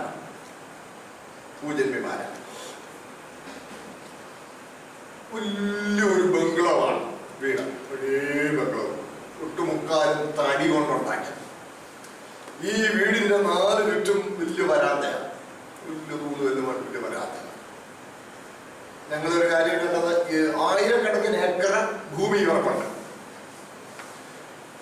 ഈ ഭൂമിയിൽ ഒരു ഭാഗത്ത് ചെറിയ ചെറിയ വീടുകൾ ധാരാളം വെച്ച് ഇവരുടെ പണിക്കാരെ താമസിക്കുന്നു. അവിടെ കോഴി വളർത്തലുണ്ട്, കൃഷിയുണ്ട്, മില്ലുണ്ട്, പശു വളർത്തലുണ്ട്, എല്ലാം ആയിരക്കണക്കിന് ഏക്കറുള്ള എല്ലാം. ഇവിടെ എല്ലാം ജോലി ചെയ്യുന്ന ധാരാളം ആളുകളുണ്ട്. ഇവരെല്ലാവരോടും സുവിശേഷം പറഞ്ഞിട്ടോ വിക്ടർ ചൗധരി. ഇവരെല്ലാവരും കർത്താവിനെ അറിഞ്ഞു. ഇവരെല്ലാവരും കർത്താവിനെ അറിഞ്ഞു. പണ്ടത്തെ ഇവിടെ ഇതനുസരിച്ച് പാപ്പ ചൗധരി എന്നത് ഈ ഡോക്ടർ വിക്ടർ ചൗധരി അപ്പനുണ്ട്. 120 വയസ്സുണ്ട്, പക്ഷെ ആരോഗ്യമാണ്. പഴയ രീതി അനുസരിച്ച് 3 പീസ് സൂട്ടും ഒക്കെ ഇട്ട് വലിയൊരു കസേരയാണ്. അദ്ദേഹത്തെ പരിചരിക്കാനായിട്ട് 2 പേരുണ്ട്. രാവിലെ ഞങ്ങളവിടെ വേറൊരു സ്ഥലത്ത് താമസിക്കുന്നു, ഈ ഫാദർ ഹോസ്പിറ്റലിൻ്റെ ഗസ്റ്റ് ഹൗസിൽ ഞങ്ങൾ താമസിക്കുന്നു. അപ്പം ഞങ്ങൾ കണ്ടതാണ് അദ്ദേഹത്തെ വലിയൊരു ബിൽഡിംഗ് വെച്ച് എഴുപടിയോട് പിടിച്ചറിയാം. ആ കസര വന്നിരിക്കുമ്പോൾ ഈ പാർപ്പിടങ്ങളിൽ നിന്ന് ജോലിക്കാർ വന്ന് പണിസ്ഥലത്തോട്ട് പോകുമ്പോൾ എല്ലാവരും പുള്ളിക്കാരനെ വണങ്ങിയിട്ടാണ് പോകുന്നത്. അദ്ദേഹം ഓരോരുത്തരോടും പേര് വിടുന്ന, നീ എങ്ങനെയുണ്ട്, നിനക്ക് പനിയായിരുന്നല്ലോ, നീ സുഖമായോ, നീ ജോലിക്ക് പോകാമോ, നിനക്ക് ചെയ്യാമോ, അല്ല പോകാവൂ, അല്ലെ നീ ഇങ്ങോട്ട് വന്നേ, അന്നേരം കുഴപ്പമില്ല, നീ ഇങ്ങോട്ട് വന്നേ, ഞാൻ നോക്കട്ടെ. അവനെ വിളിച്ചു, അവനെ തൊട്ടു, നീ ഇന്ന് പോകണ്ട, തിരിച്ചു പോകും. ഞങ്ങൾ ഒരാഴ്ച അവിടെ താമസിച്ചപ്പോൾ എല്ലാവരും വന്ന് ഇദ്ദേഹത്തെ വണങ്ങി, ഇദ്ദേഹം എല്ലാവരെയും കരുതി ഓരോരുത്തരും പറഞ്ഞ് ഇങ്ങനെ വിടുന്നു. ഭയങ്കര സന്തോഷം തോന്നി. വൈകിട്ടെന്നും യോഗമുണ്ട്. വൈകിട്ടെന്നും യോഗമുള്ളപ്പോൾ ഇവരെല്ലാവരും ഒരു 10-200 പേര്, 200-250 പേരുണ്ട്, ആണുങ്ങളും പെണ്ണുങ്ങളും എല്ലാമായിട്ട്. ഇവർ ഒരുമിച്ച് നമ്മൾക്ക് പാടി സന്തോഷിക്കുന്നു. ഞായറാഴ്ച കർത്തൃമേശ കഴിഞ്ഞ് എൻ്റെ സോദരങ്ങളെ ആ രംഗമൊന്നും എനിക്ക് ഓർക്കാൻ കഴിയുന്നില്ല. കർത്തൃമേശം കഴിഞ്ഞ് എല്ലാവരും എഴുന്നേറ്റ് പാട്ട് പാടുമ്പോൾ വിശുദ്ധയും മനം കൊടുക്കുക. ഇവരെ കണ്ടാലേ അറിയാവുന്ന ഒരു സാധുക്കളാണ്. ഇവരെല്ലാവരും വന്ന് ഡോക്ടർ വിക്ടർ ചൗധരി, അദ്ദേഹത്തിന്റെ ഭാര്യ ബിന്ദു ചൗധരി, അതിന്റെ ഭാര്യയൊക്കെ ഒരു യൂറോപ്യൻ ഏരിയ പോലെയാണ്. എല്ലാവരും ഈ സാധുക്കളെ ആശ്ലേഷിച്ച് വിശുദ്ധമനം കൊടുക്കുമ്പോൾ എല്ലാവരും കരയുക. എല്ലാവരുടെയും കണ്ണിൽ നിന്ന് കണ്ണീര് വീഴുക. കരഞ്ഞുകൊണ്ട് എല്ലാവരും വിശുദ്ധമനം കൊടുക്കുകയും സ്വർഗതുല്യമായ സന്തോഷം.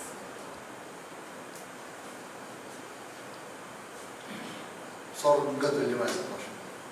ഈ പ്രായമുള്ള അപ്പച്ചനെ എഴുതേക്കാൻ വരാം. എല്ലാവരും അദ്ദേഹത്തിന് അടുത്ത് അദ്ദേഹം കരഞ്ഞുകൊണ്ടാണ് എല്ലാവർക്കും. പിറ്റേന്ന് രാവിലെ ഇവരെല്ലാവരും മമ്മട്ടി, പിക്കാസും, മനസ്സിലായോ, കൊട്ടയും എല്ലാമായിട്ട് പറമ്പിലോട്ട് പോകും. പക്ഷെ ആ ഹൃദ്യതയും അതേസമയം ആ വിധേയത്വവും അനുസരണവും ഇവരാരും പിന്നെ അവിടെ അടിമകളായിട്ടല്ല. ഞാൻ പിന്നെ അറിഞ്ഞത് ഡോക്ടർ വിനിതോദി അവർക്കെല്ലാം അവരവർ താമസിക്കുന്ന സ്ഥലം മുഴുവൻ അവരുടേതാക്കി കൊടുത്തു.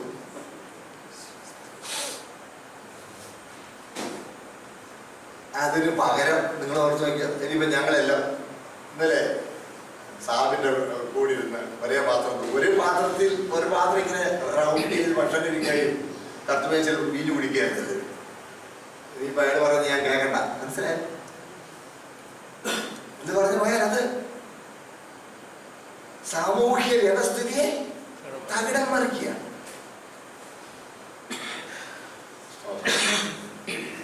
ഞാൻ ഓർക്കുന്നുണ്ട്, പ്രായമുള്ള ആ സ്ത്രീകളൊക്കെ ഒന്ന് ഞങ്ങൾക്ക് ക്ഷേക്കാൻ ഒരുക്കുകയൊക്കെ ചെയ്തപ്പോൾ കണ്ടാലേ അവരെ കയ്യെ പിടിക്കുമ്പോഴേക്ക് ഞാൻ അറിയാതെ കരഞ്ഞു പോയി. കാരണം മരത്തെ പിടിക്കുന്ന പോലെ അതുപോലെ താഴ്മ, 2 കൈകളും എന്തോരു സന്തോഷകരമറിയാം. രക്ഷിക്കപ്പെട്ടു വന്നതോടെ അവരുടെ ആ നിലവാരം ഒന്ന് മാറി.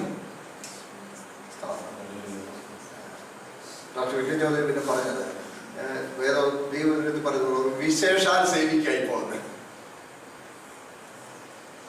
പണ്ട് സേവിച്ചിരുന്ന പോലെ അല്ല, ഇപ്പോൾ അവരെ സഹോദരൻ എന്നതിന്റെ അവർ വിശേഷാൽ കൂടുതൽ കരുതലോടെ സേവിക്കുക. ഞങ്ങളുടെ വിളവ് വർദ്ധിച്ചു, ഡയറിയിൽ നിന്നുള്ള പാൽ ഉത്പാദനം വർദ്ധിച്ചു. കാരണം അവർ വിശേഷാൽ സേവിക്കുക. സ്തോത്രം. അതിന് നേരെ ഓപ്പോസിറ്റ് ആയിട്ടുള്ള ഒരു സാധ്യത കുരിന്തിൽ പതുക്കെ ഉണ്ടായതിനെതിരെ പൗലോസ് എഴുതുന്നതാണ് ഈ സന്ദർഭം. എല്ലാവരും എന്റെ കൂടെ ഉണ്ടല്ലോ. സ്തോത്രം. കണ്ടില്ലേ, ദാസനായി കർത്താവ് വിളിക്കപ്പെട്ടവൻ കർത്താവിന്റെ സ്വതന്ത്രനാകുന്നു. അങ്ങനെ തന്നെ സ്വതന്ത്രനായി വിളിക്കപ്പെട്ടവൻ ക്രിസ്തുവിന്റെ. എല്ലാവരും ദാസന്മാരുമാ, എല്ലാവരും സ്വതന്ത്രന്മാരും. അടിമകളെന്നും ഫ്രീഡ്മെൻ എന്നും പറഞ്ഞ രണ്ട് ഗ്രൂപ്പായിരുന്നു. സ്തോത്രം. സ്വതന്ത്രന്മാരായ ആളുകൾ. ഈ സ്വതന്ത്രമായ ആളുകളായിരുന്നു അവരായിരുന്നു പൗരന്മാരായിരുന്നു. എല്ലാവർക്കും വോട്ടവകാശം പോലൊന്നുമില്ല. പൗലോസൊക്കെ പൗരനായിരുന്നു, റോമ പൗരനായിരുന്നു, സ്വതന്ത്രനായിരുന്നു. ഇന്നത്തെ സ്ഥിതി പോലും അല്ലെന്ന്, കൂടുതൽ അടിമത്വത്തിന് പ്രാധാന്യം കൊടുക്കുന്ന കാലം. സ്തോത്രം. എന്നാൽ നീ വ്യസനിക്കണ്ട. രക്ഷിക്കപ്പെട്ടു എന്ന ഏക കാരണത്താൽ നീ ഇനി ജോലി ചെയ്യുന്നില്ലെന്നോ, നിന്റെ ഭൗമിക ഉത്തരവാദിത്വത്തിൽ നിന്ന് സ്വതന്ത്രനായെന്നോ, നീ ഇനി അവനെ കീഴ്പ്പെടാൻ ആവശ്യമില്ലെന്നോ, നീ ഇനി അവനെ അനുസരിക്കേണ്ട കാര്യമില്ലെന്നോ നീ ചിന്തിക്കാൻ പാടില്ല എന്നുള്ളത് മാത്രമേ. നീ വ്യസനിക്കരുത്. നീ വിളിച്ചതിൽ തന്നെ ഇരുന്നു കൊള്ളുക. സ്വതന്ത്രനാണെങ്കിൽ പൊക്കോട്ടെ. ഒരിക്കലും ക്രിസ്തീയ വിശ്വാസം സാമൂഹിക വ്യവസ്ഥിതികളെ അതിന് നല്ല വശങ്ങൾ തകിടം മറിക്കുന്നില്ല. അത്രേ അതുകൊണ്ട് ഉദ്ദേശിക്കപ്പെട്ടുള്ളൂ. സ്തോത്രം. ദാസനായ കർത്താവ് വിളിക്കപ്പെട്ടവൻ കർത്താവിന്റെ സ്വതന്ത്രനാകും. അങ്ങനെ തന്നെ സ്വതന്ത്രനായി വിളിക്കപ്പെട്ടവൻ ക്രിസ്തുവിന്റെ ദാസനാണ്. നിങ്ങളെ വിലയ്ക്ക് വാങ്ങിയിരിക്കുന്നു. നേരത്തെ നമ്മൾ കണ്ട 6-ാം അധ്യായത്തിൽ കണ്ട, പക്ഷെ 6-ാം അധ്യായത്തിൽ അത് വിശുദ്ധ ജീവിത വിശുദ്ധി സൂക്ഷിക്കുന്നതുമായി ബന്ധപ്പെട്ടാണ്. നീ ക്രിസ്തുവിന് നീ വിലയ്ക്ക് വാങ്ങിയിരിക്കുക. നിന്നെ കൊണ്ട് നിന്റെ അവയവങ്ങളെ നീ എടുത്ത് വേശ്യയുടെ അവയവങ്ങളാക്കാൻ പാടില്ല. അവിടെ ആ സന്ദർഭമായിരുന്നു. നീ വിലയ്ക്ക് വാങ്ങപ്പെട്ടിരിക്കുക. നീ ഓൾറെഡി നീ അടിമയാണ്. പക്ഷെ നിങ്ങളെ വിലയ്ക്ക് വാങ്ങിയിരിക്കും. മനുഷ്യർക്ക് ദാസന്മാരാണ്. വിലയ്ക്ക് വാങ്ങപ്പെട്ടിരിക്കുമ്പോൾ ഇനി ആരാകാൻ പാടില്ല? മനുഷ്യർക്ക് ദാസന്മാരാകാൻ പാടില്ല. മനുഷ്യർക്ക് ദാസന്മാരാണ്. ഇത് പറഞ്ഞ അതിന്റെ അർത്ഥം, ഇനി നിങ്ങളെ നിയന്ത്രിക്കുന്നത് ആരാണ്? നിങ്ങൾ ഓൾറെഡി ദൈവത്തിന്റെ ദാസനാണെങ്കിൽ വേറെ ഒരു മനുഷ്യൻ ഇനി ദാസനാകാൻ പാടില്ല. അതിന്റെ അർത്ഥം എന്ന് പറഞ്ഞാൽ റബലിയിടാന്നല്ല എൻ്റെ അർത്ഥം. നിന്റെ സാമൂഹ്യ ഉത്തരവാദിത്വത്തിൽ നീ വിശ്വസ്തൻ ആയിരിക്കണം. പക്ഷേ മനുഷ്യൻ പറയുന്ന ആശയങ്ങൾക്ക് കീഴ്പ്പെട്ട് നീ പിന്നെയും പാപത്തിന് അടിമയാകാൻ പോകരുത് എന്നുള്ള അർത്ഥം പറഞ്ഞുതരാം. ഇങ്ങനെ ഉണ്ടായിരുന്നു. ഒരടിമയ്ക്ക് വേറൊരാളുടെ കൂടെ അടിമയായിരിക്കാനൊക്കെ. ഒരാളിന്റെ അടിമയാണെങ്കിൽ രണ്ടാമത് വേറൊരാളുടെ കൂടെ അടിമയാകാൻ ഒക്കത്തില്ല. അതൊക്കെ നോക്കും.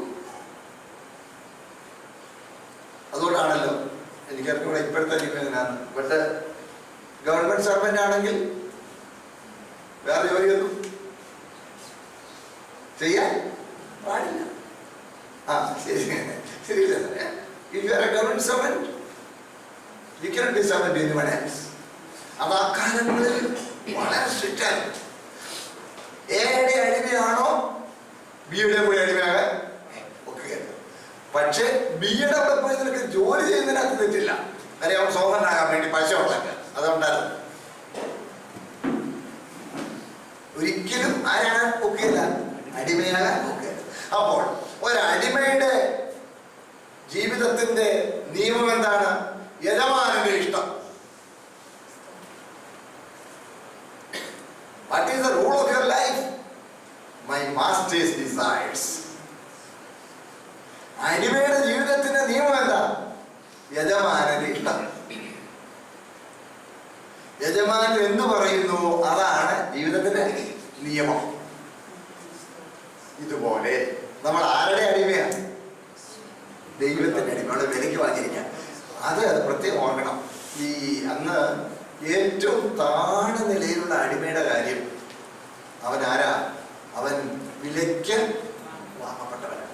ചിലപ്പോൾ ഈ അംഗഹീനത സംഭവിച്ചവർ, ബലഹീനർ, വെല്ലിച്ച അടിമച്ചത്തെ കൊണ്ട്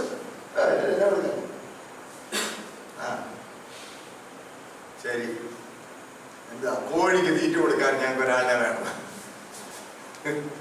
അതിന് വലിയ ആരോഗ്യമൊന്നും വേണ്ട.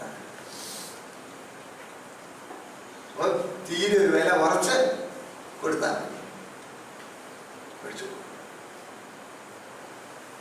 അടിമയുടെ ആരോഗ്യവും അടിമയുടെ സ്കില്ല്, അവൻ ചിലപ്പോൾ നല്ല നല്ല പണി അറിയാവുന്നവരാണെങ്കിൽ അവന് വില കൂടും. സൗരങ്ങളെ, ഇവിടെയാണ് നമുക്ക് നമ്മളെ വിലയ്ക്ക് വാങ്ങാനായിട്ട് എന്തോ കൊടുക്കുന്നത്. ക്രിസ്തു എന്ന നിർദോഷവും നിഷ്കളങ്കവുമായ കുഞ്ഞാടിന്റെ ആ പ്രയോഗത്തിൽ അടിമയായി വാങ്ങുന്നു എന്നൊക്കെ ഉള്ളതുണ്ട്. വില തീരാത്ത വില കൊടുത്ത,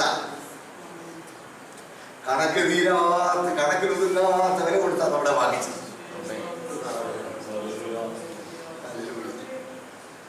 ഇനി ശ്രദ്ധിച്ച്, അവിടെയാണ് 7 അടിമയായിരിക്കുന്ന ആളിനെ ഓള് മുഴുക്കണം.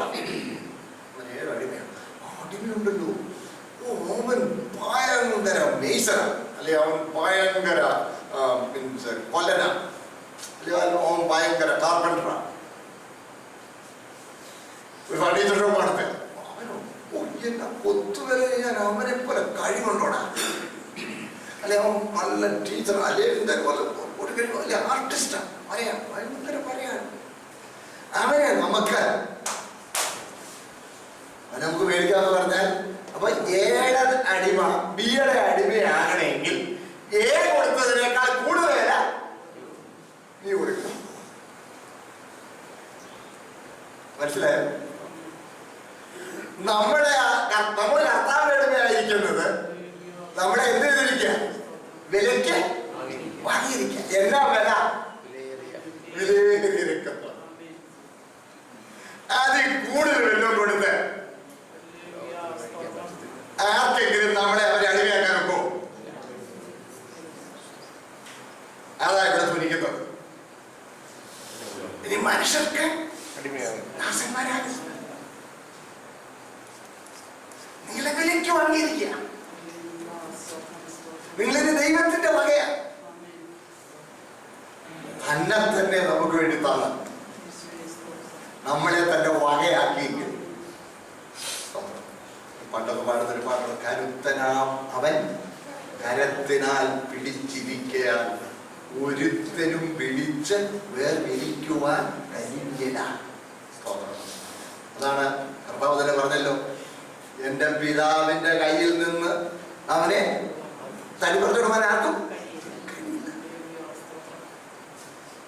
സർവശക്തനായ കർത്താവിന്റെ അടിമകളായി സ്തോത്രം, കണക്കിൽ ഒതുങ്ങാത്ത വില കൊടുത്ത് എന്റെ വകയായി തീർന്നിരിക്കപ്പെടുന്ന ഇനി ഒരിക്കൽ മനുഷ്യർക്ക്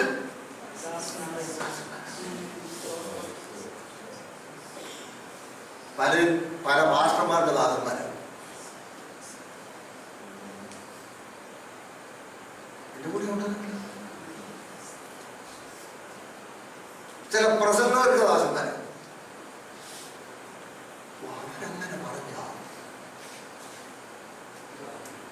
അവനങ്ങനെ പറഞ്ഞ അയ്യോ, അവന്റെ കൂടെ ഞാൻ എങ്ങനെയാ മോചിതനാണ്?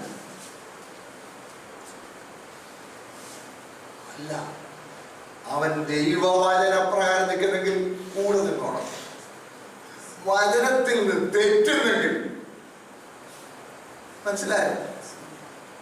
അവന് ദാസനായിരിക്കാൻ നമുക്ക് അനുവാദം ഇല്ല. വചനപ്രകാരം നിലനിൽക്കുന്നിടത്തോളം കാലം ചേർന്ന് നിൽക്കണം. അപ്പോഴും ആരാ? കർത്താവ് ദാസനാണ്.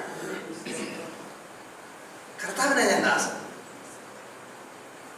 എപ്പോഴെങ്കിലും പ്രാണനം വിട്ടു പോകുമോ?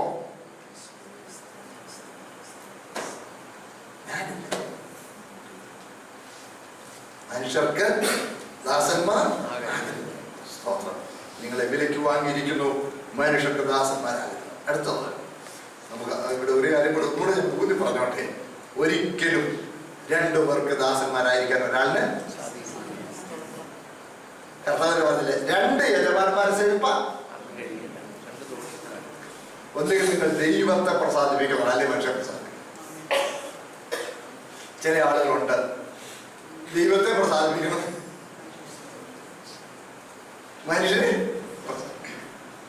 സ്തോത്രം. കർത്താവിനോട് പറഞ്ഞല്ലോ, ഒരുവനോട് പറ്റിച്ചാൽ മറ്റാളെ നിരസിക്കും. സ്തോത്രം.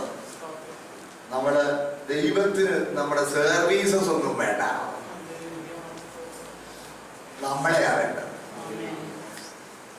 ഒരു കാര്യം കൂടെ ഒന്ന് പറഞ്ഞോട്ടെ. ഒരു ഭക്തൻ എന്നെ കുറിച്ച് പറഞ്ഞിരിക്കുന്നു. അതെങ്ങനെ? It is damnably easy to serve, but horribly hard to be a servant. It is damnably easy to serve, but horribly hard to be a servant. എന്ന് പറഞ്ഞാൽ സേവനം ചെയ്യുന്നത് വളരെ എളുപ്പമാണ്. സേവനം ചെയ്യുന്നത് വളരെ എളുപ്പം. പക്ഷെ സേവകനാകണമെങ്കിൽ, സേവകനാകുക എന്ന് പറഞ്ഞാൽ അത് പാടാ. ശരിയല്ലേ? മനസ്സിലായില്ലേ? ദൈവത്തിന് നമ്മൾ ഒരു സേവനം ചെയ്ത് കൊടുക്കണ്ട. കർത്താവിന് വേണമെങ്കിൽ നമ്മൾ അതിനെ അടിമയെ അവരെ സേവിച്ചോളണം. വില കൊടുത്ത് വേങ്ങിച്ച് കഴിഞ്ഞ് ഞാൻ സേവനം ചെയ്തോളാന്ന് പറയരുത്.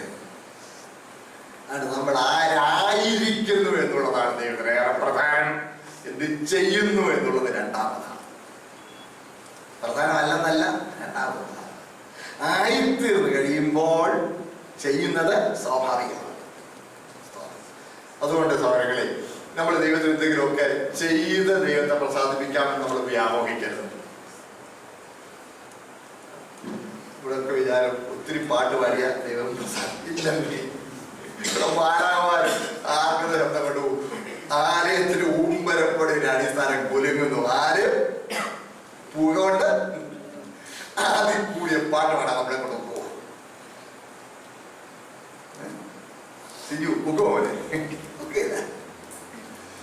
പിന്നെ സ്തോത്രം, മാലാഖമാരെ പാടുന്നതിനേക്കാൾ കൂടുതൽ ഇമ്പമായിട്ട് നമ്മളെ കൊണ്ട് പാടാൻ പോകും. ഈ അറേബ്യ ഭൂമിയുടെ അടിക്കിടക്കുന്ന കടല പോലെ നടക്കുന്ന ഈ എണ്ണയല്ലേ ദൈവത്തിന് പിന്നെ ഒരു വെളിച്ചെണ്ണ നിറച്ച് കൊടുത്തിട്ട് ദൈവത്തെ പ്രോത്സാഹിപ്പിക്കാം. പോട്ടെ, അതിനേക്കാൾ ഇപ്പൊ ഈ മെഴുകുതി കത്തിയില്ല നമ്മുടെ ഈ വെള്ളം നോക്കിക്കോ. എണ്ണിയാൽ ഒടുങ്ങാത്ത നക്ഷത്രയാരങ്ങൾ മുഴുവൻ എന്റെ ദൈവത്തിന്റെ ഭാഗ്യ. ആ ദൈവത്തെ മെഴുകുതി കത്തിച്ച് പ്രോത്സാഹിപ്പിക്കാം. സർവ് ചെയ്തിട്ട് സേവനം ചെയ്ത് ദൈവത്തെ പ്രസാദിപ്പിക്കാൻ നമ്മളെ അവന് കൊടുത്തിട്ടാണ് ദൈവത്തെ പ്രസാദിപ്പിക്കാൻ. അവന്റെ ദാസന്മാരാണ്, അവന്റെ അടിമകളായി ഏൽപ്പിക്കപ്പെടും. സ്തോത്രം. പറഞ്ഞത് മനസ്സിലാക്കി വിശ്വസിക്കട്ടെ സഹോദരന്മാരെ. എന്നതിന്റെ കൺക്ലൂഷൻ പറയുക, ഓരോരുത്തൻ വിളിക്കപ്പെട്ട സ്ഥിതിയിൽ തന്നെ ദൈവസന്നിധിയിൽ സമൂഹത്തിൽ വസിക്കേണ്ടതല്ല, ദൈവസന്നിധി. സ്തോത്രം. ഈ ദാസനെ വിളിക്കപ്പെട്ടു. നീ സ്വതന്ത്രനാകുമ്പോഴും നീ ദൈവത്തിന്റെ ദാസനാണോ എന്ന് മറക്കാൻ. നീ യജമാനാണോ ദൈവസന്നിധി ഭരിക്കുമ്പോൾ നീ ദാസനാണോ ദൈവത്തിന് ആട്ടെ. നമ്മളെല്ലാവരും നമ്മളെ ദൈവത്തിന് കൊടുത്തതാണേ. സ്തോത്രം. വില കൊടുത്ത് വാങ്ങിച്ചു കഴിഞ്ഞു. നമ്മുടെ ഇഷ്ടത്തിന് പോയാൽ വിലയ്ക്ക് വാങ്ങപ്പെട്ടവരല്ല. ഈ മത്സരിക്കുന്ന മാടിനെ പോലെ ഇരിക്കുമല്ലേ. ആനെ പുല്ല് വില കൊടുത്ത് ലേലം ചെയ്ത് കൊണ്ടുവന്നു. അത് യജമാനന്റെ പാപ്പാന്റെ ഒന്നും ഒരു നിർദ്ദേശവും അനുസരിക്കാതെ പോകുന്ന കിഴേണ്ടതാണ്. തല്ലിക്കൊല്ലും തല്ലിക്കിടക്കും ഇല്ലേ. ഇതിൽ കൂടുതൽ വില കൊടുത്ത് നമ്മളെ വാങ്ങാനില്ല.